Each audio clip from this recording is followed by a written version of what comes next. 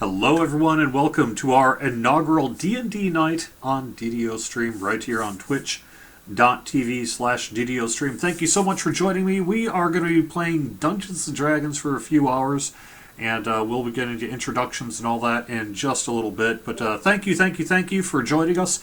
If you want to follow us on Twitch, you'll be notified for when we go live with shows just like this. So without further ado, let us head into the world of Fantasy Grounds and a Ravenloft adventure DM'd by Evilbeeker. So why don't we actually start off here by giving a few introductions. That way people can kind of associate names with people who is RMB speaking.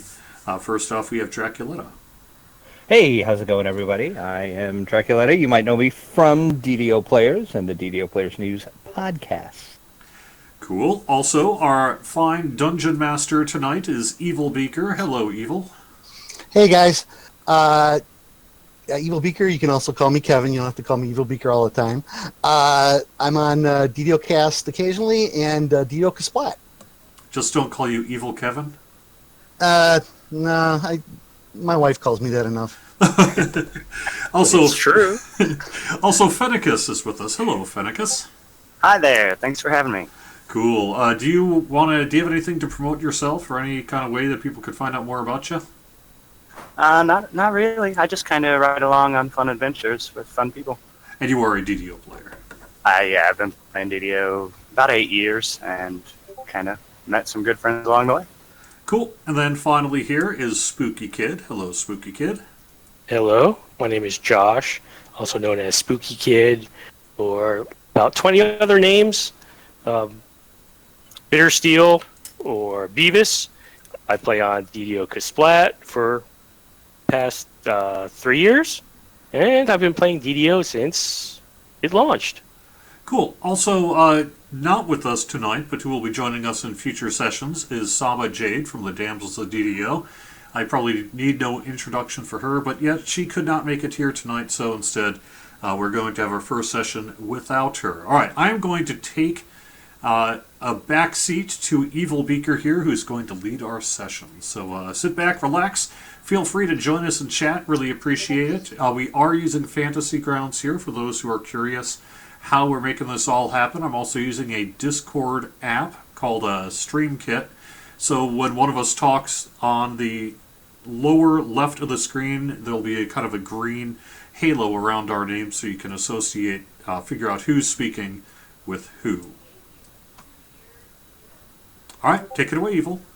All right, guys. So what we're going to do today is we're going to have not only a first level adventure, but a first level Ravenloft adventure. But we're going to start out in the Forgotten Realms, and everybody is going. And I'm going to share out a map for everyone, and everyone is going to see this map. And if you look in the upper left-hand corner, you'll see the Haunted Halls of Evening Star and Thunderholm, and Wayloon also is on this map. So I picked an area that was a little bit familiar to DDO players.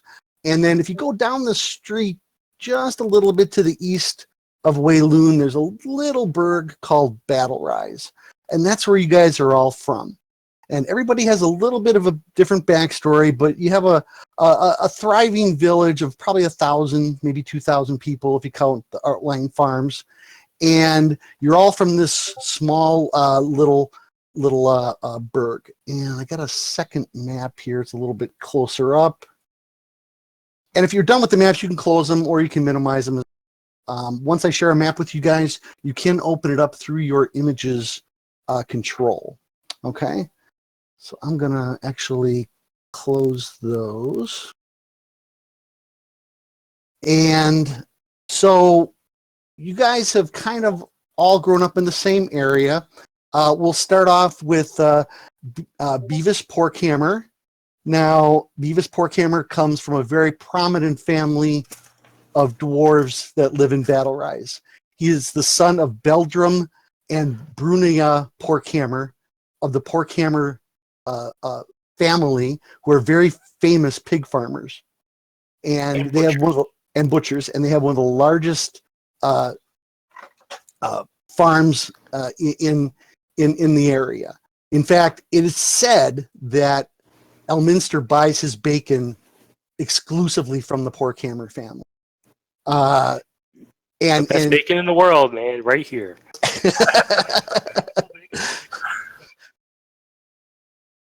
It's a secret recipe that's been passed down. Yeah.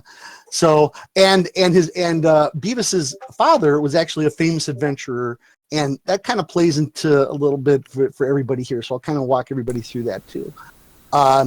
And then we have Fenicus, and Beavis is a paladin of Moradin. So in addition to being a member of the Porkhammer family, he is taken up the mantle of Moradin in this area. He also holds the record at the Red Dragon Inn for a number of ales consumed in an evening. Yeah. Wow. I'm guessing that's a pretty high record, given this area here. Yes, it is.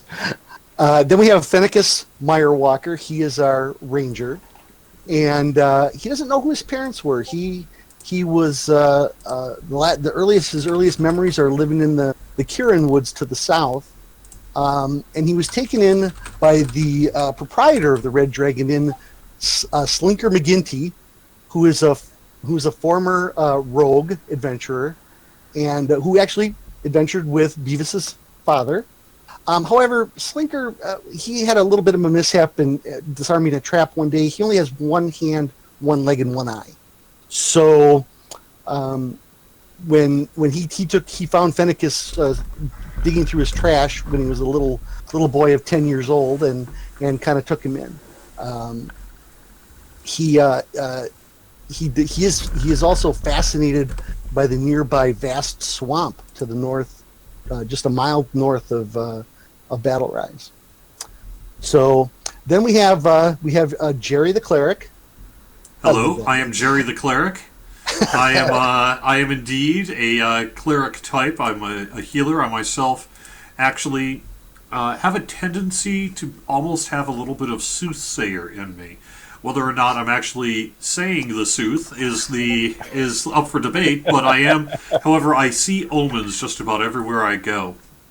I do believe that basically the gods, up to and including my god, which is... Sorry, I forgot to write that in. Tarn? Torm. Torm. Yep.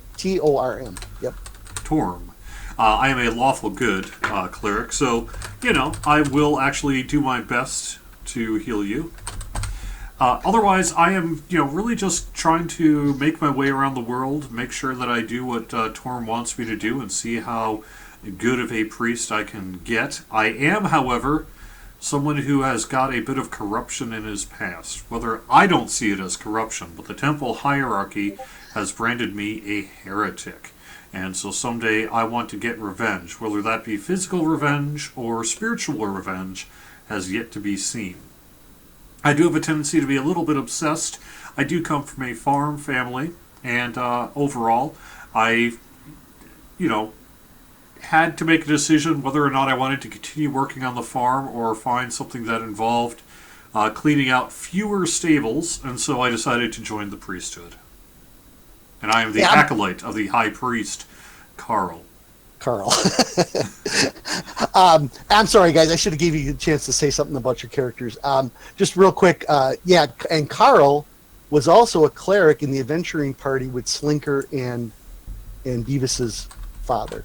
So, Beavis, go ahead, and if you want to say something about your character. Well, you got it pretty well. Okay.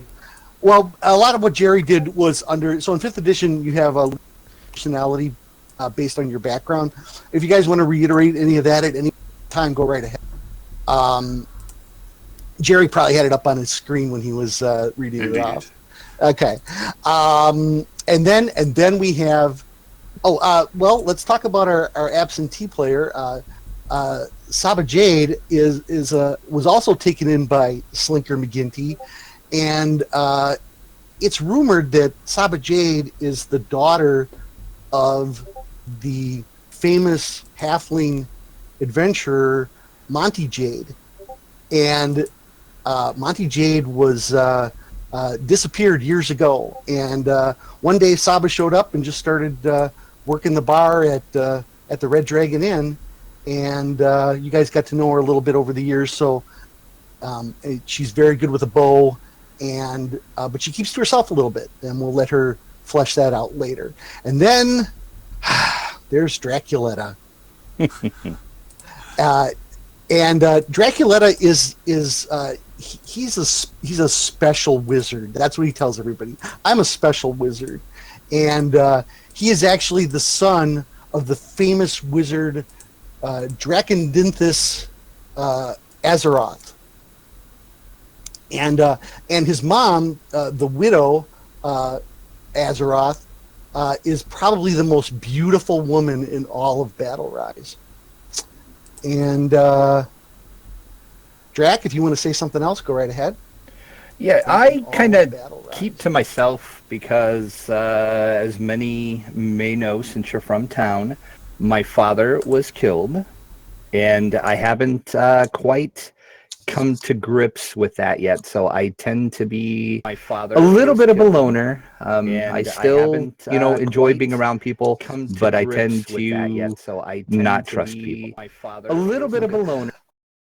So, a couple of months back, you all kind of signed. There was a call that went out from the local constable for groups of new recruits, and you all said what you feel like it's time to go out, and you feel that call for adventure, and you signed up.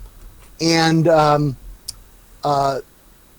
yesterday, the constable and Beavis came up and gathered everybody, but they couldn't find Draculetta. He was nowhere to be found. So they sent him out. Apparently, some goblins had stolen one of Papa Porkhammer's prize piglets. Oh no! Say that, man, someone's in trouble. Say that 4 times fast. And they tracked them south of town to a little hillside with a cave, and in that cave was 4 goblins, and they slow those goblins, 1, 2, 3. The goblins barely had a chance to draw their weapons, and they were down. And everybody cheered, "Yeah, all right!" Woo. And then the ogre came out of the darkness of the back of the cave, and the battle that ensued was very brutal. Fenicus got dropped twice, and Beavis got dropped once. But even after repeated arrow shots by Saba and a couple of maul bashes by Beavis, and then a 1-point slack to the jaw by Jerry the Cleric, and the ogre went down. And you went to the back of the cave, and there was the prize piglet.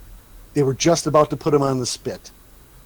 So you save the piglet, and you carry the ogre's head back to town victorious. And as you're coming into town, everybody's cheering, "Yeah, yeah!" And you see Draculetta goes up, "Guys, you left without me." Well, We couldn't find you. Busy. Well, and it turns out Drac was studying. He is a wizard after all, and then all of a sudden from behind you hear Shelly, and you see him turn around and goes, "Mom, I told you to call me Draculetta." Oh boy. So he says, "Oh, I'm sorry, Draculetta." And she goes, "Hi, boys," and all of the boys go, "Hi, Mrs. Azrock," and they all get these big gleams in their eyes, but she's so beautiful. And Wait, is she human or a tiefling or something? nope, she's a human. She appears to be human. Yeah. And she says, "Well, I'll make sure that the next time he's ready to go out for an adventure and not doing his studying." He goes, "Mom, not in front of the guys." "Okay, dear." Oh, this is embarrassing. So you guys all, after your great victory and many ales at Dragon, Slinker gives at least 1 round on the house, and Beavis drinks more than a couple. Bright and early the next morning, the constables constables that are knocking at your doors. Hey, guys, get up, quick, get up. And you're like, wow, what's going on? And you all gather, and Saba Jade's not there. And you're like, what's going on? Well, sometime in the middle of the night, young Annabelle, who is a local girl, she's about 9 years old, was abducted from her house. And Saba Jade happened to be walking around cleaning up outside the tavern after a long night, and she grabbed her gear and started following some tracks that were at the side of the house. And I'm going to leave it right there for everybody. So this is why we don't split the party.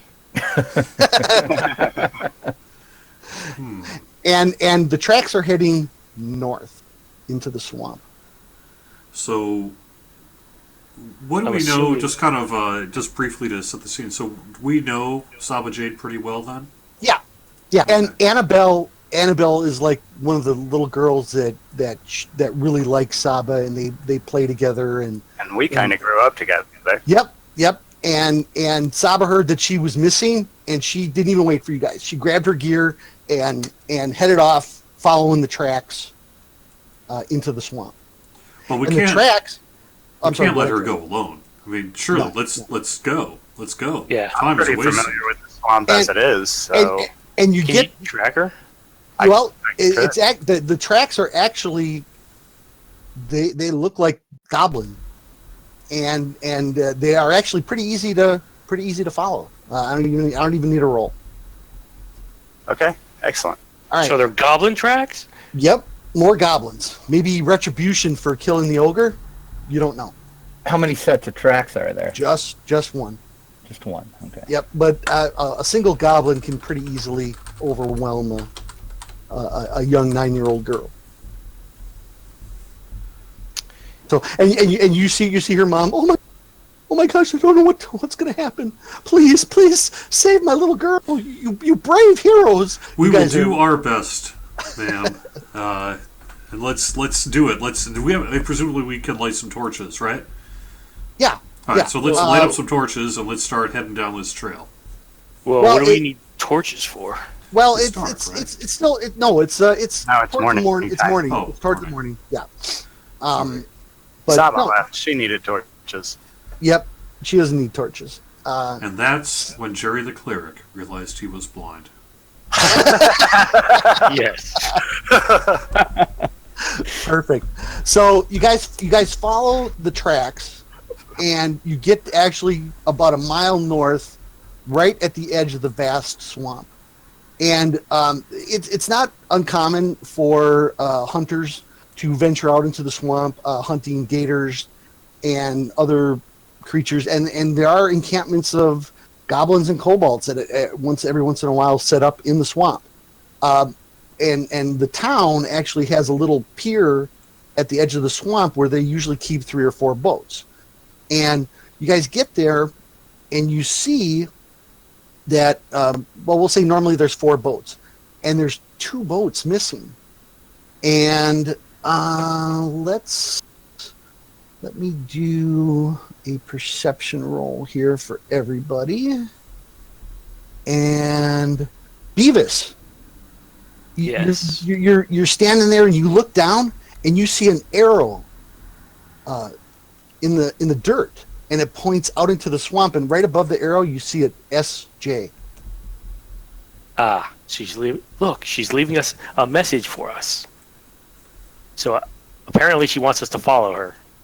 That was quite wise for such a young girl. It was.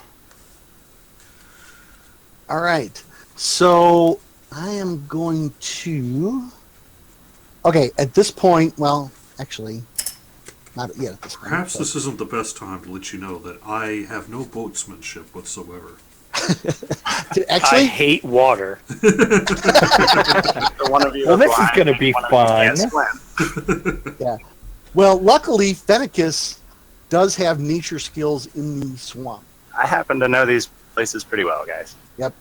So he's going to pretty much have to be your guide on this. So what I'm going to do now is I'm going to share out the map with 2 boats on it.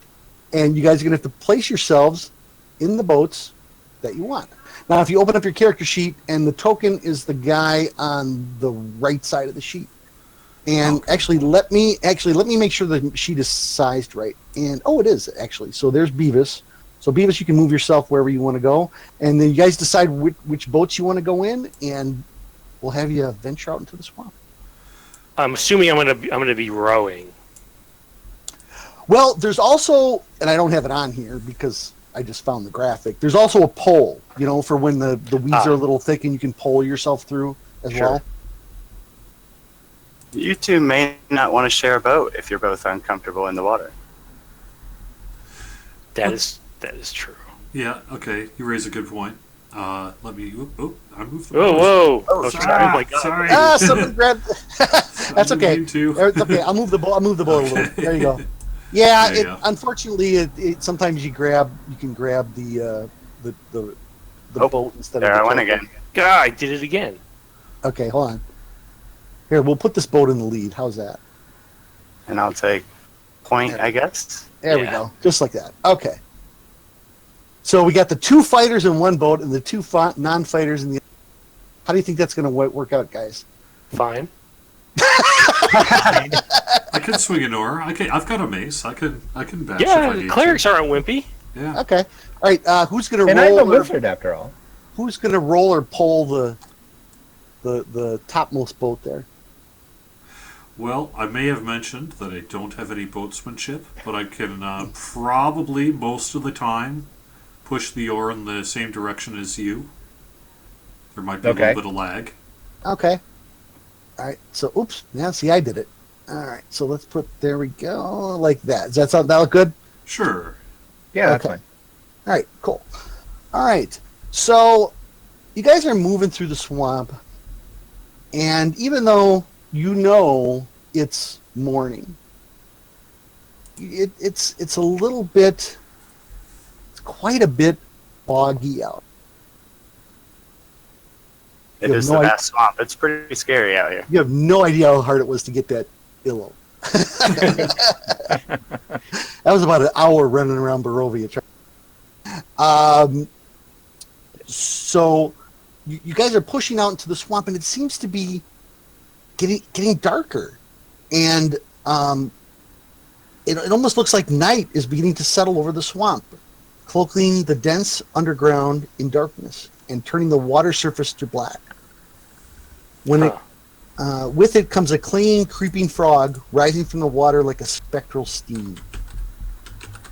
The swamp seems to retreat from the mists, and sights and sounds disappear into some unseen distance. All that remains visible is a cold, choking fog. Even your companions seem far away. For a few moments, everything is quiet.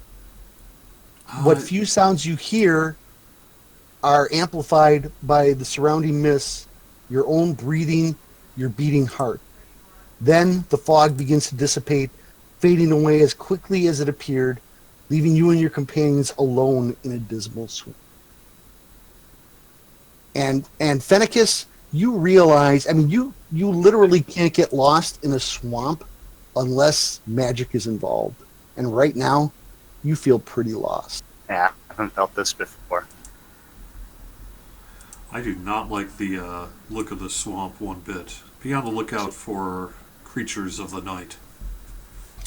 Okay, let me... Oop, that's not what I wanted. That is also not what I... Where? There we go. Okay. Sometimes I can put chat into the chat box for you guys to read, but since we're doing the stream, I've been reading it a lot. So if you got any questions about the way something looks or whatever, I can also put the chat into the chat box for you to review. You said it was a choking mist. Is it actually sort of a noxious odor? No, but it's like heavy to breathe. It's almost like you're in a room where like you have 9 humidifiers run. Okay. It's just very thick and heavy as you breathe it. Is it like denser than normal fog would be, or can you tell there's something odd about the fog itself other than it's very choking, like you said? Well, I'm lost, so it's not normal. yeah. Well, let's have everybody make a wisdom perception check, and we'll have to roll in the tower. Now, for those on the stream who don't know, the tower is the player makes the roll into the tower, and then that roll is I see the roll, but they don't. So I'm asking them for a roll where they don't necessarily know whether the roll was successful or not. And Fen, okay. and How Fen, do I do that? Yeah, that's what I was just about to ask. Yep, because Fen, you didn't do it correctly. If you open your character sheet and go to skills, Okay. you can grab on the total column, grab perception. There's a little die there. Grab that and drag it over to the tower. And the tower, you mean the chat panel? no, the tower in the bottom right-hand corner of your screen. There's a little tower. Oh, okay, that's what that's for. Gotcha. Mm-hmm. Gotcha. Yep, It's a dice tower. it is a dice tower. Okay, so now I can see what your result was. I can also automatically roll for everybody, but I wanted to get the tower thing out of the way so everybody knew how to use the tower. Oh, that's cool. Yeah, I hadn't seen that before. So Fen, even though Drac goes, you can hear Drac say, "Oh, this doesn't look right," and immediately Fen goes, "No, there's definitely something wrong. It seems like the swamp is darker than I've ever seen it before. It's almost like we're not in the vast swamp anymore. The nearby trees are twisted shadows with claw-like branches reaching out, and a foul odor rises from the murky water. Overhead, through the tangled branches, the sky also appears strange. The stars have subtly changed position, and the moon is closer, nearly full. Menacing clouds begin to roll across the western sky like a curtain of black smoke. In but a few moments, the clouds blot out the feeble starlight completely. A storm is brewing. Very bad storm. What are you guys doing? Probably need to try to find somewhere to take some cover. Yeah, I would think shelter. Land. We probably don't want to be in the middle of a boat. Yeah, water and a storm, not a good combination. Anybody got a cup? Yeah, check your inventory for a cup or a bucket. So you're basically just going to keep moving through the swamp slowly, looking for land, someplace to settle on. Yeah, someplace that's granted we are in a swamp, but if we could find a relatively higher patch of ground, something to take shelter under would be probably pretty useful. But at the same time, we are here looking out for... sorry, give me the girl's name again? Annabelle. We are looking for Annabelle, so at the same time, we're not going to just abandon that for the night, I would assume, either. Yeah, and Saba. Saba's out here. Saba's out here, too, somewhere. Saba left us a sign at the docks, so we got to keep our eyes open for anything she might have left us to give us an idea where she's at. Oh, okay. Very good. Okay, so literally a couple of hours go by, and you guys are, and Jerry, your shoulders, oh man, I thought I was in good shape. Guess I haven't been farming in a while. Yeah. You're like, oh wow, this is It's the really repetitive stress that's the problem. Yeah. Hang on, just let me take one quick peek. Beavis, you're actually kind of holding back a little just so you don't outdistance Jerry. Yeah. So, but this is good, hard pig farmer work. Excellent. All right. So, since Fenicus is a natural in the swamp, even though this is not a normal swamp, Fen, I'm going to have you make a perception roll in the tower, but with advantage. So, in 5th edition D&D, you can have advantage or disadvantage on the roll. Advantage, obviously, you're exceptional at whatever I'm asking. Disadvantage is some kind of drawback or otherwise not so good roll. Now, if you look in the bottom left corner, you'll see a little ADV and DIS. Click ADV and then drop your perception roll in the tower, and that will make the tower the roll with advantage. which basically rolls 2 dice and keeps the highest one. Perfect. Okay. Fenicus goes, guys, we're not alone. Uh-oh. And I want... And actually, with Fenicus's warning, nobody in the party is surprised. Otherwise, I would, at this point, I'd have everybody roll for perception to see if you're surprised. Although, hold on, actually, there is one thing. So typically, what will happen is the perception roll is versus the opponent's stealth roll. So I am going to now make a stealth roll. And, Fen, you barely catch a glint off of something off the water, enough to say, guys, be ready, something's going to happen. And just at that instant, and I did what I didn't want to do, like a dummy. I closed it. All right, here we go. Javelin in my hand. All right. You see... Dun, dun, dun. Oh, a crocodile over here, guys. Be careful. Oh, no. You see 4 crocodiles. Ooh. Oh. One for each character. Oh, wait, I'm doing this wrong. Hold on. I got to drag... If I drag it from the tower, then that works better. And actually, they're a little big. Let me zip them down a little bit here. Ah, that was brilliant. So wait for it not to try it. Go. So there's one comes right up at the boat at Drac. One at Jerry.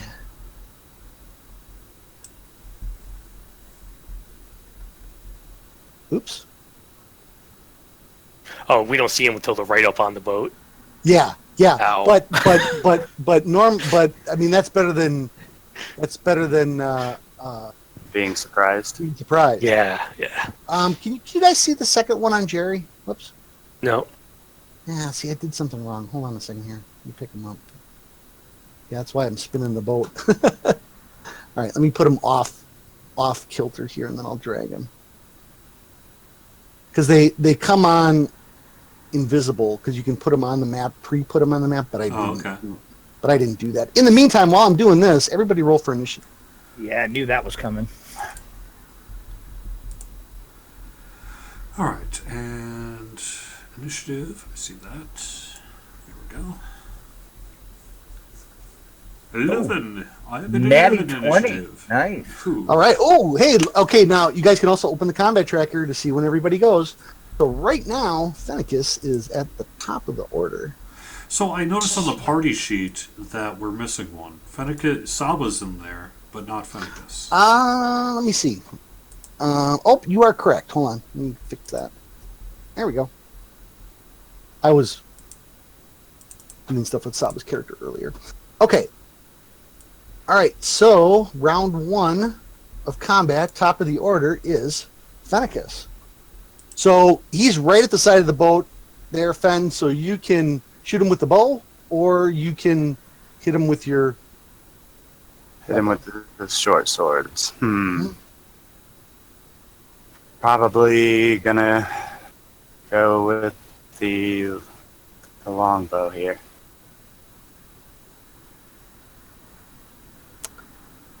Oh, okay, so if you... My bad. If you shoot a longbow and the foe is within 1 square of you, it's at disadvantage, so you're better off using the short sword. Okay, absolutely. So re-roll that. Yeah, go ahead. Okay. Nice. Now, you can also roll the attack onto the opponent, The actual croc. and then it will tell you whether you hit or not. So that is a hit. So go ahead and roll damage, and if you roll it right onto the crocodile, it will apply it automatically. So that's a D10, correct? Well, if you go to the damage of your weapon, so on... 1d8. I see. Yep. Gotcha. 1d8 plus 3 piercing. Yep.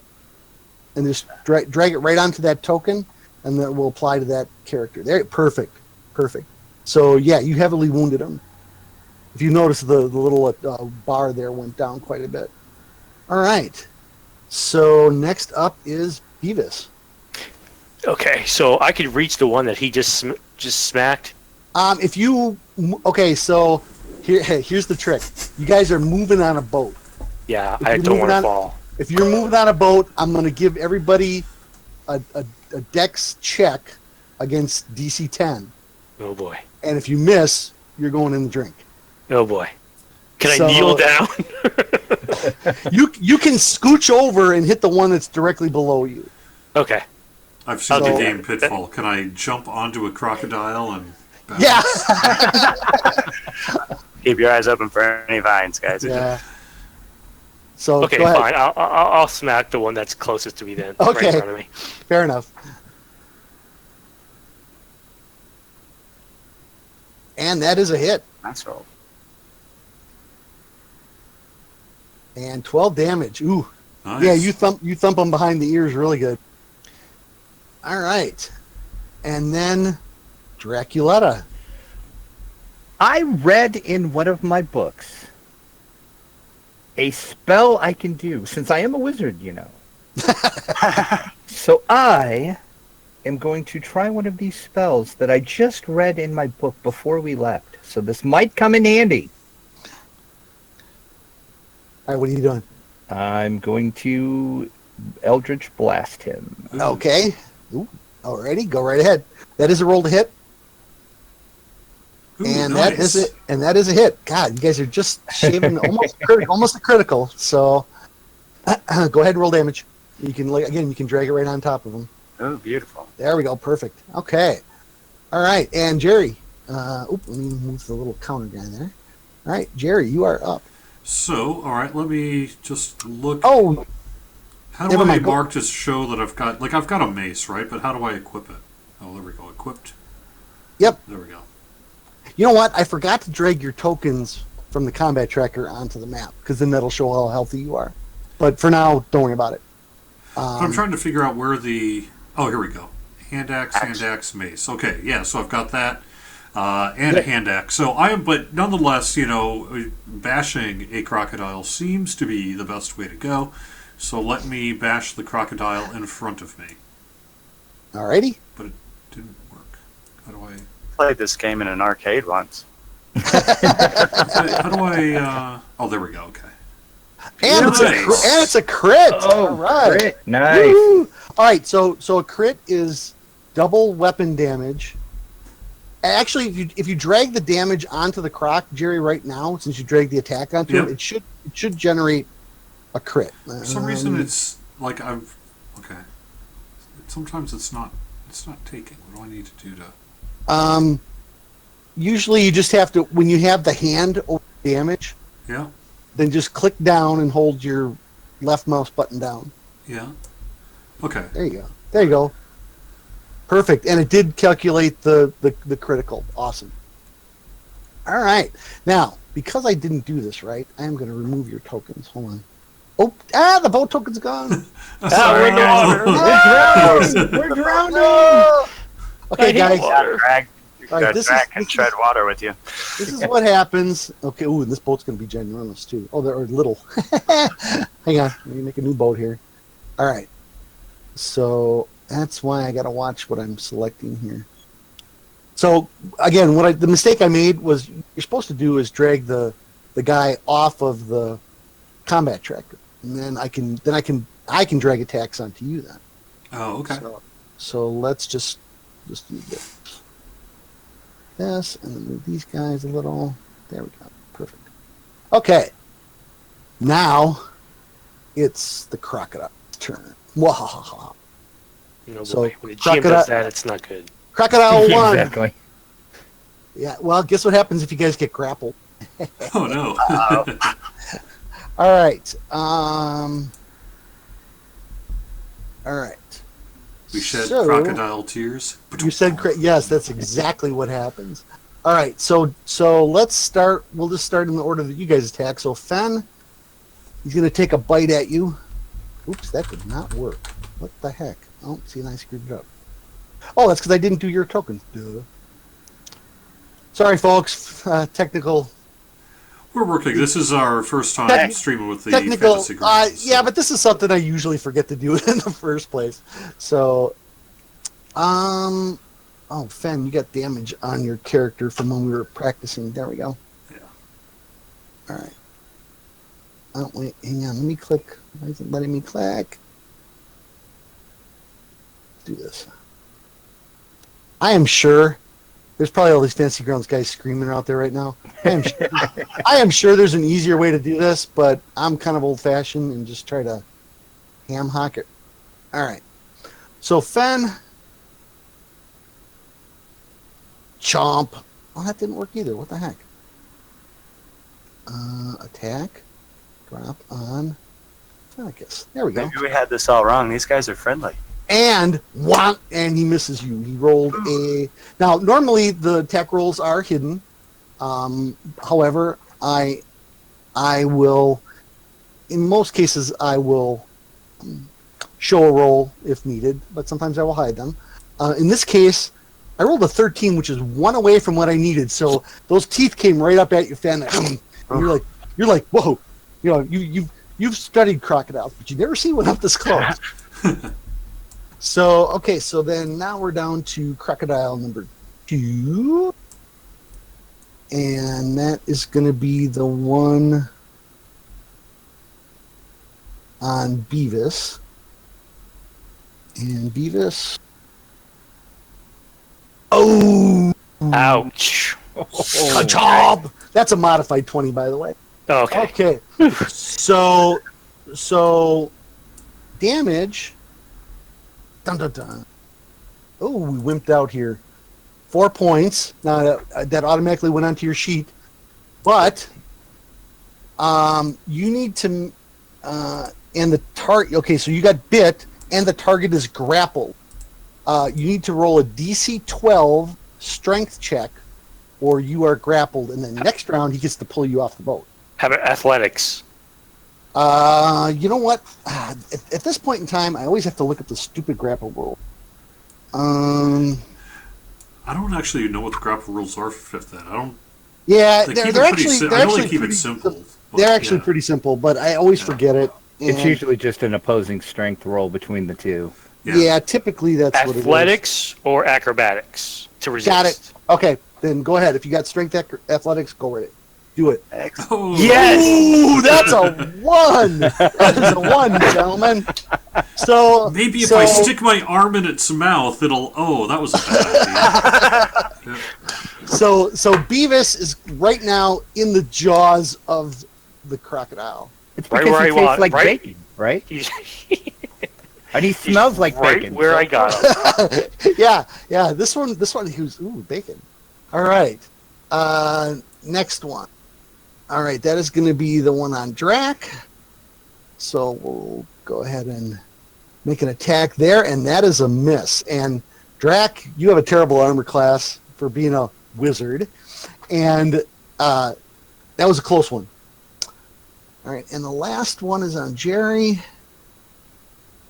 And another All right. dismal roll. Oh. All right. And that is going to end Thank the you, first Tor. round of combat, and now we're at the top of the order, and Fenicus. Okay, so since Beavis is in his mouth, I can probably reach that thing now, right? You're going to have to take one 5-foot step, and what I was going to do here was anybody that took more than a 5-foot step was going to have to make a dex roll. Okay, So for which I'm not scared of a dex roll, but I would Less America. say- Hold on a second. This boat token thing is not working. I should have Yeah, just I wonder made it. if there's a way to set it as layers, right? So No, that you I can- should have. What I should have done was just make it. Can I lock it? No, that locks it for everybody. I should have just made it a static image on the. So we'll put that here, and then we'll put this here. So now you can attack. So if you move out crocodile that you were initially attacking, if you move out of I'm his gonna have threat to disengage. well, at first level you don't have that ability. Well, you do, but it's your whole turn. So you would get, but you're not. You can get an attack on. Can I use a bonus action to switch weapons to my bow? Yes, but your bow shot will be at a disadvantage because he's within striking distance. So the best thing is for you to just take a quick 5-foot step and swat the one that Beavis is feeding. Okay, then that is what I will do. Yep, go ahead. Okay, so And he's pretty heavily damaged too. So if you hit him, it's given me it's given me 2 dice to roll. Why is that? Two weapons. There. no, I don't know. I must have right-clicked on this. Here we go. there we go. Oh, and that is a 15 and a hit. Big damage, big numbers, big numbers. Woohoo! Come on. Oh, but it's. Is it enough to? Oh no, the crocodile's still alive. Oh no. So, are you using 2 weapons? Yeah, No. but I don't get an extra attack till later. No. You get it now. No, if you have a dagger, you know what? I'm sorry, Fen. We didn't go over that. If you have a dagger, you can take a second attack as a bonus action, but you don't. But you don't get your strength damage. It's just a straight up die roll. I don't. I have 2 short swords, so Short swords are fine. Short works too. so I can swing at him again here. Yes, you can. Okay, As a bonus action attack. I'm sorry. We should have went over that. My that's bad. okay. No worries. I'm learning. All right. Yep. And there we go. Oh. No such luck. Yeah, he's still alive. All right. Then Beavis, you get another DC 12 athletics check chance to break free. Yay! All right. So you pry open and you kind of do a little bit of a roll onto the boat and you're free. Ha! Yay. Because on his turn he was dragging you under. Yeah. But I can't do anything else, right? That is correct. Okay. All right, Drac, you're up. I am going to do the same thing I did before since that worked. Okay. Out of the corner of your eye, you see the dwarf go into the jaws and then come out of the jaws, and you're like, okay. Mental note, don't let it bite you. Gotcha. Yes. All right. All right, here we go. And that is a hit. You didn't drag it onto him, but that is a hit. Oh, yeah, nope, sorry, I forgot. That's fine. That is a hit. I'll check the damage onto it. Ooh, for minimum damage. Ooh. Yeah. That's not good. All right. And then Jerry, you're up. Well, since I was so good bashing the first time, let's see if the second one works just as well. Okay. So sometimes I take the die, though. I put it on the guy, and it just is falling on the creature rather than rolling Yeah. the thing. No, that's fine. And if you look in the chat, it did register a hit. Woo-hoo. Okay. Oh, did I hit the one on 12? Mm-hmm.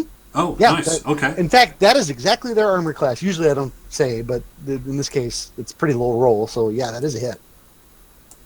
There we go. Oh, minimum damage again. Come on. All We right. could have deduced that though, because I rolled an 11. So. All right. So now, and I'm going to apologize because I got the croc order mixed up before. So I got to zoom in more on. Not like in the crocodile, like, yeah, hitting it with the mace. Yeah, because what I'm not. You know what? I don't have. That's what the problem is. There's a setting that I can set that shows me which crocodile is which one. Am I? Yeah, I must have accidentally turned it off. Hold on, I gotta find it. Oh, here we go. Okay. So, combat.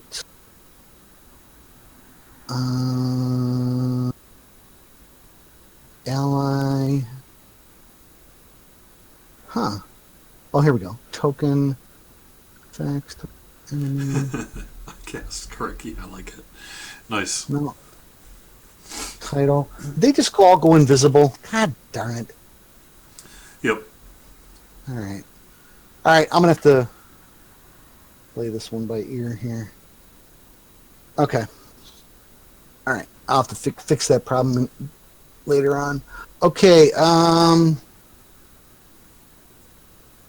I can't unless I really zoom in here.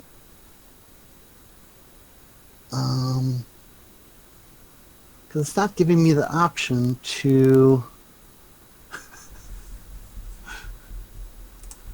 See, this is why I need to pay more attention to the game. Sorry, folks.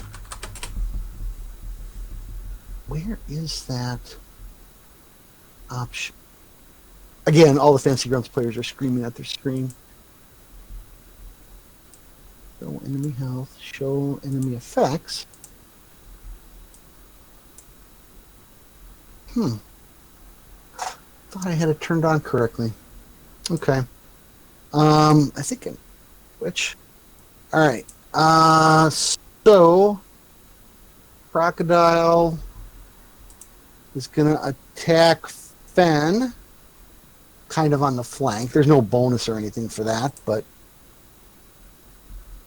oh, that's a hit. Ouch. Yeah. He's got a good bite on you there. That's a modified 22. And for 6 points, which was applied to your sheet, and that was applied to your character. So let's get that DC 12. Let's see. Do you have athletics? I do not. Okay, so that's, acrobatics or athletics. I have neither. he doesn't have either. So Well, just whichever one is your best, you're rolling. that is that's actually a good point. So Okay.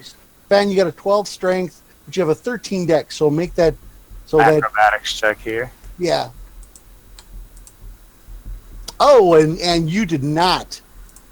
Good roll. You did not get caught in the jaws of death. Well, I had just seen what happened to Beavis, and I was petrified of that. Wait, don't you want to check inside his mouth to see I- if the girl's I was there going or to not? ask you about it later. Oh, to see if the girl's there. Come on.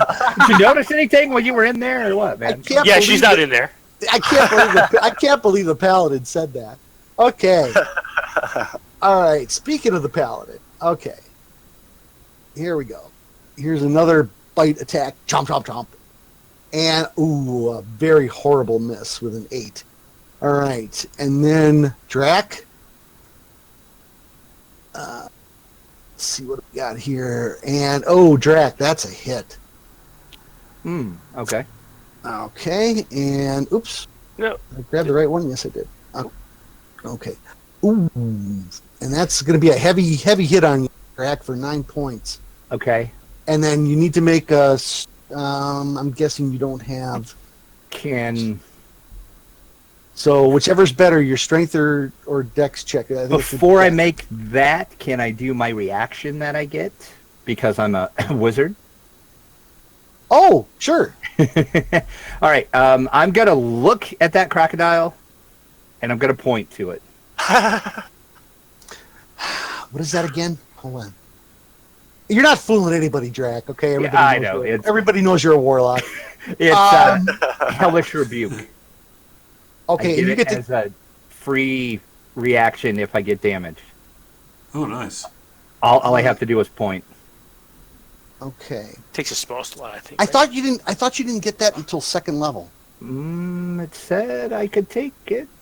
Let me double check that. Hold on. You know what? I got the... Yeah, I got my player's handbook with me too. Okay. Yeah, I thought that was... Because you're talking about... Hang on. I mean, it's a first level spell, so. Yeah, but it's doing it. He's doing it as it's a reaction ability, which means it happens when something attacks you or a certain. Right. If I get attacked, I'm looking.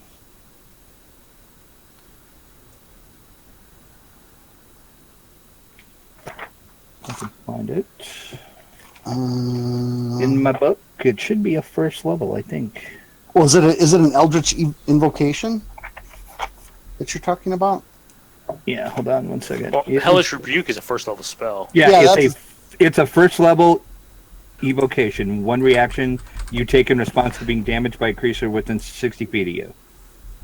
Yep. And it's instantaneous. All I have to do is point my finger, and the creature is damaged. What's the invocation called? It's just called Hellish Rebuke. and it's a first level evocation. And it's a reaction anytime. Invocation. You mean? No, it's an actual first level spell. Right. Yeah, but that's a spell. I'm looking for the Yes. ability that you get to do something as a reaction. The casting time for Hellish Rebuke the spell is 1 reaction, which you take in response to being damaged by a creature within 60 feet of you that you can see. Right. And then you. basically you point your finger, the creature damaged you is surrounded by hellish flames. Needs to make a dex saving throw or take damage. Okay, perfect. So go ahead. Okay. Go ahead, Drac, and drag that attack onto the thing. Oh, and I missed. It still should take half damage on a successful save. Okay, so go ahead and roll damage. Yeah, I was going to say he does take half. But... Oh, actually, it did roll damage. When you dragged it on there. Oh, did it? Did it? Oh, yeah, it did. Yeah, it did. Yep, it rolled 9 points, which I believe was... Say, is that enough to kill it? If not, I'll have to try to do my athletics save. Yeah, I'm trying to look Or my here. acrobat. You know, it doesn't look like it recorded it correctly. Because the bar didn't move. Or did it? Hold on. Nope, that's that one. See, I can't tell which one is which. This one? No, that's Jerry. Oops.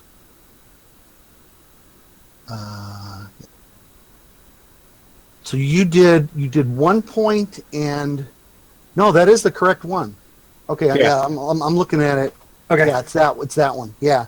All right, Yeah, so it's still up. It's still up. Okay, so I need to do an acrobatics save. Then. Well, Or, it yeah. takes 2d10. It takes 2d10 damage, not 1. Yeah.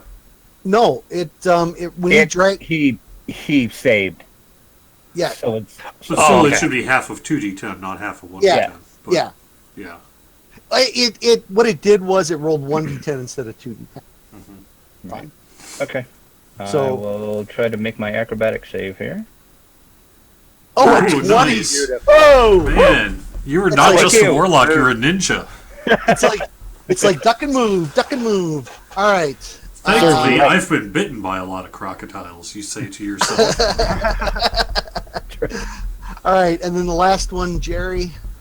All right, let's another mace to the face. Well, hang on. No, this is the Oh. Croc's attack on you. Oh, well, hopefully not then. Uh-oh. Oh, no. It hit. That's a modified 23. Nice. So we're going to take... Uh-oh.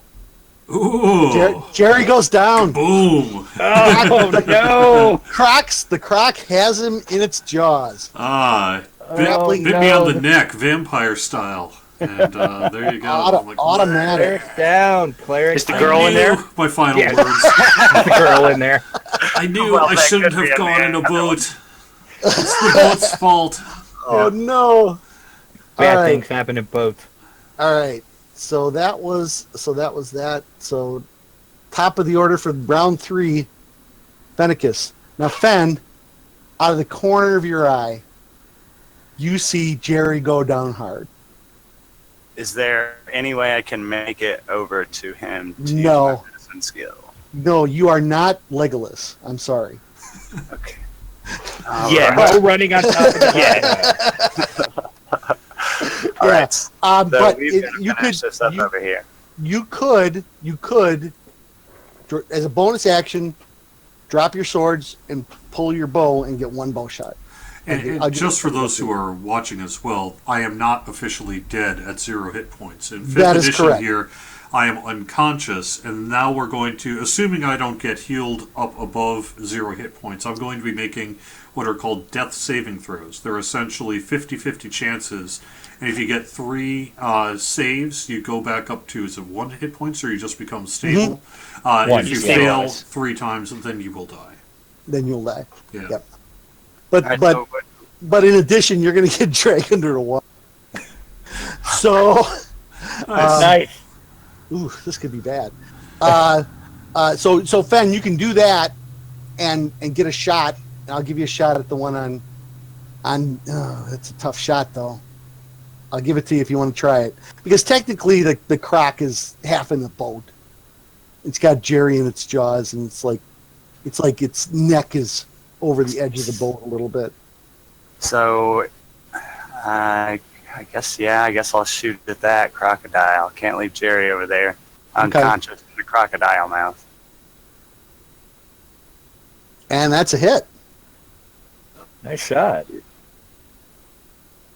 that help you out there, Jerry? Hey, it really didn't hurt. Well, let's get some heavy damage on it. Oh, I Yeah, just you gotta rolled. kill it though. There we go. Ooh. Oh, Right. yeah! Nice. You see it grabs Jerry in its jaws, and you hear that look, and you turn to spin. Arrow goes right in the eye, and it just drops Jerry dead weight in the boat, and it blah, blah, blah, blah. And it is gone. All right. Still got it. All right, Beavis. Okay, I'm just gonna maul the one in front of me. Okay. Steps up and the waka. Barring any terrible rolls, and that one is gone. Blood Right. spatters everywhere, and that one Nice. is toast. Again, falls into the marsh. Okay. And Draculetta. You have a croc in front of you, and you have a man with bleeding wounds on the other side. Slumped over the oars. Zach's not But he's too, not. He's fine. But conscious. he's, yeah, he'll be. You hear Drac go. He'll be fine. He'll be fine. He'll be fine. Go ahead, Drac. I look over to you and I say, "You'll be fine. Don't worry about it." Okay, since my little ruse didn't work well, I'm gonna mutter something under my breath that probably, Jerry's unconscious, so he can't hear me. Not sure if the other people in the boats can hear me or not, but I kind of mutter something under my breath, and then I am going to witch bolt that one that's in front of me. Okay. Ooh. I believe you have to roll to hit on that. Yep. Yeah, I do. Yeah. Okay. Go ahead. Witch Bolt is one of my favorites. Wow. Wham. Definitely a hit. Go ahead and drag damage over. And that one, you see the bolt is just like it's like a lightsaber through the face, and just gone. And that one again drifts off into the marsh. Jerry, time for a death save. All right. So I roll in the chat, I assume here. Well, yes, Success. perfect. All right. Woo! It even marked All right. on me. I'm getting better. I've got this strange dream. Off in the distance, I see a light. I'm moving towards the light. Yeah. But it's kind of marshy. Yeah. All right, and then you turn your back on that croc. I'm gonna give him a +2. Oh, Advantage roll. No, not advantage, just a +2. Oh, and a brutal hit. That was a natural 19, almost a crit. And you are down. I had a feeling that was going to You happen. turn your back at him, and that croc laps his jaws right around you, and you fall. All right, you are grappled. There's an effect I can drag onto your character that says grappled, but for now I'm not. If we were in a bigger combat, I would. All right, so So I'm going to take a nap. You guys got this. well, actually, top of the order. Let's see a death save. What do I roll again? Okay, if you look on the front page, the front tab on the very bottom, there's a little guy that says death saves with a die next to it. Just click that die. Oops. Click Sorry. it twice. Sorry. The first one was a 20 though. Yes, the first one was a 20, so you should actually have 2 saves. Yeah, you only have to click it once. Yeah, When you sorry. roll a 20, you actually save twice. But if you roll Yeah. a 1, you actually fail twice. Okay. Learning All right. experience. All right. Beavis, you... I The should still be crocodile fine. has you by the back of your elvish pants. That's the Yeah. grapple. Okay, so I need to hit it. Yep. But I need to get to it. No, technically he's in the boat a little bit more. He's right there. Okay, so I'm going. Yes, I knew that was going to happen. Just move Yeah. this over here a little Yeah. bit. Go ahead. Okay, this time I will smash him in the face. You're Fenicus, holding I the, mean. you're holding the you're holding But the very I'm not even awake. you're holding the very end of the mall. The waka, and that is a hit. And still up. Dang. That's not good. All right, Drac. Okay, how close is that crocodile to me? He is 5, 10, 15 feet away. He is 15 feet away. Excellent. I am gonna once again just do a blast on him because he is within my range. Okay. This is a very important roll. And that is a hit. Come on, big numbers, big numbers. Oh, no! Oh, jeez! Stupid RNG. Oh, See, now do people believe me about the RNG? There you go. All right, so we'll just move this here like this a little. I should still be unconscious or dying, right? Yep. Yeah, well, hang on. Yeah, hang on. So right now, Jerry has to make his next death roll. There we go. A success. Nice. Actually, Fenicus rolled a The light 20. is so getting he dropped larger, him. but I hear a voice in the back of my head. Your time is not yet done. Go back to the world. Actually, it gave them both 1 hit point now instead of being at 0. No, Fenn's only made two rolls. I know. I was saying his fantasy grounds has him listed as having 1 hit point. Not that it makes a difference, but Yeah, that's weird. I'm not quite sure why it does that. Because he's not dead yet. If it was 11, then he'd be dead. No, I don't think so, because I'm at 10-10. For some reason, I did give him 1 hit point back. It might be weird because he double because he double dribbled it. Yeah. That might be why. All right. There we go. All right. So the last crocodile, and under the water he goes with Fen. Uh-oh. Oh, Uh-oh. no. And you guys see him pop up dang it all. You see him pop up a few feet away with him in his mouth. And Fen, go ahead and make that save. If you make this death save, you have 1 hit point. I don't think you can do anything this round though. Yay! Hey! I think he's still unconscious. Yeah. Yeah, I think you're still unconscious. You just can't I'm just do not anything. dying. You're just not dead yet. You're fresh meat. Fresh meat. All You're right. only partly dead. Beavis, he's swimming away. What are you doing? I'm gonna have to throw a javelin at it. Perfect. Go ahead and make the shot.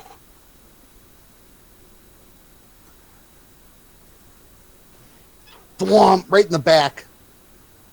And Hey, all right. Hey! Oh, nice hit. There you go. Thankfully, elves float. the crocodile goes down, and you see Fen face down in the swamp, and he's sitting on the top. Do you want to go get him? Because I'm not touching that water. I think he was talking to you, Drac, because Jerry's still unconscious. Oh, that's true. Cat swimming? Probably not. No, I don't. But you're not wearing armor. But, well, yeah, I'll go get him. Okay. I mean, I'll take guard. okay, we don't really have a choice. I'll go get him. Okay. You jump in. I'll tell you what. I'll make this easy. Just roll me a strength check, and unless you roll really pathetically terrible, I'll say you got enough to drag him back in. Perfect. And you got that tail for extra motion in the water. It works out perfectly. Just like a swimming rat. I'll help him drag him into the boat. And you get him up to the boat, and he comes back alive. Is he awake? Okay. Yeah. And meanwhile, Drac swims back to the boat, kind of climbs back in. Jerry, go ahead and hopefully make your perfect. Hey, all right. Yeah. All right. And we're all back. And Jerry, well, Jerry's still unconscious, but Oh, I could go fix him if we just Well- get the boat over there. well, everybody has a potion of healing, so Drac can actually take Jerry's potion and glug it down his throat. You don't need to waste it. I could just use lay on hands. So Okay, so you guys kind of move the boats together here, and go ahead. I'm not going to move the token too much more, but go ahead and Lay it on me. lay yeah, it let's on. see if this works. Huh. I'm trying to drag it to him when it's not doing anything. Can you just roll in the chat, and we can. Well, no, it just heals 5. Oh, 5. Okay, so Jerry, you're technically at 5 or 5. six hit points, Oh, 5 hit points. or 5. Yeah. Yeah. Okay. Yeah, but I was trying to drag it onto him or whatever, and that wasn't working. Yeah, I think you dragged it twice. Okay. I tried. Yeah. Well, I think it applied twice. It just didn't. For some reason, it didn't show it in the chat, but it showed. But it did apply it though. Oh. Yeah, it showed in the combat tracker, so that was weird. It should have applied in the chat too. All right. And then Fen, eventually you open your eyes. What happened? So he's still a little hurt. Actually, I opened my eyes and said, "Did you guys see that shot I made?" Hey, was the girl in that crocodile? Oh, that's bad. Oh, that's terrible. Okay, so just to kind of move things along, you guys are going to basically spend the night in these boats. Okay, but as you're getting all healed up, you actually everybody. Well, first of all, Jerry, why don't you do whatever healing you want to do? Yeah, exactly right. That sounds great. I was going to, might as well do a healing word upon myself. And let me see if I can drag that. Cure wounds does more if you got that. I don't. For some reason. Oh, okay. Oh, I rolled it twice. First one, apply 4 points. Yep. But I just rolled it. I didn't actually get to drag it. Yeah, to my that's fine. character. Then if you go to your character, then just bump yourself up 4 more points. Okay. That's all. That's easily done. Actually, I think you might need to do that. No, you should be able to do it on your front of your character sheet. You got to look at the bottom there, Yeah. Oh, okay. where it says wounds. Yeah, You'd have it's not to. letting me. Oh yeah, here we Really? go. Okay, cool. There you go. I had Perfect. numlock off. That's what's Well, up. no, actually, you have 1 wound, not 9. Oh. Right. There you go. Perfect. There we go. All right. Drac, you actually did all that swimming and everything with 1 hit point. Yeah, I wondered if anybody. I'm like, yo, healers, 1 hit. He gets. You see Drac get back into the boat, and he just flops over, and the blood just starts dribbling off of him. Oh, I hope that elf appreciates it. Thanks, there, guy. No problem. Anytime. And I mutter something under my breath. What are you gonna do for healing there, buddy? Anything? Yeah, you said I have a potion. I Yep, do have Herbert's- one more healing word that I can cast as well. Oh, there you go. Oh, Perfect. do you? Okay. I can either use my potion or you can do that. Actually, Jerry, why don't you just use the second roll in the chat there? 6. Okay. Perfect. So get Nope, 6 that'll more work. back. Okay. So you would have 3 in you then. And I'm not quite sure how to mark that it's been cast. It looks like I just. There should be a little check mark. You probably Yeah, don't okay. have it in the. Yeah, I had it checked to be prepared, but I guess I didn't Got it. need to. got it. Okay, and then once you guys are all back up and everything, you're kind of like. You notice that one of the dead crocs kind of floats away a little bit, and then it stops, and it's just sitting there, and you notice that looks like land over it. Go, Yay! go. Yeah, these two want dry land. I know it. Yeah, you row yourself over there, and you actually see another boat. Not one of the boats that Saba took, but another boat. It looks like it's been here a while. It's got a big hole in the bottom, and you actually see a mangled corpse in the boat. Oh no! I go over to the corpse. Okay, you guys kind of roll over and get right up to the edge. Yeah, this guy's been dead for who knows how long. If you've ever watched any crime dramas where they pull a body out of the swamp, that's kind of what it looks like. Whatever he died from, it mangled him, but it didn't get to eat him, and the body just was sitting there. But it looks like it was perhaps attacked by something like a crocodile or something with jaws. Yep. Absolutely. Yep. Absolutely. I'll say a prayer to Torn. Okay. Anybody else do anything? Can I check to see if he has anything Torn, valuable on him? don't bring him back as a zombie, I will say. Rifling through his stuff to find good equipment. Oh no, we're looking for things to tell us where we are or someone we know passed here. Now we're not looting his pockets. Sure. Well, maybe You guys you're are so not losing your altruistic. You guys are priests and knights of the order. I'm just a simple ranger. There you go. You really don't find anything. I mean, this guy's been out in the swamp for really a long time, but as you're kind of moving the body around, you see the handle of some kind of weapon that he's laying on top of. What is it? You pull it up, it's a mace. Oh, I found you a mace, Jerry. And for being in the swamp, who knows how long, this mace is pristine. In fact, it's short of it almost glows, but not quite. But it's so shiny and polished, it looks like it's brand new right off the forge.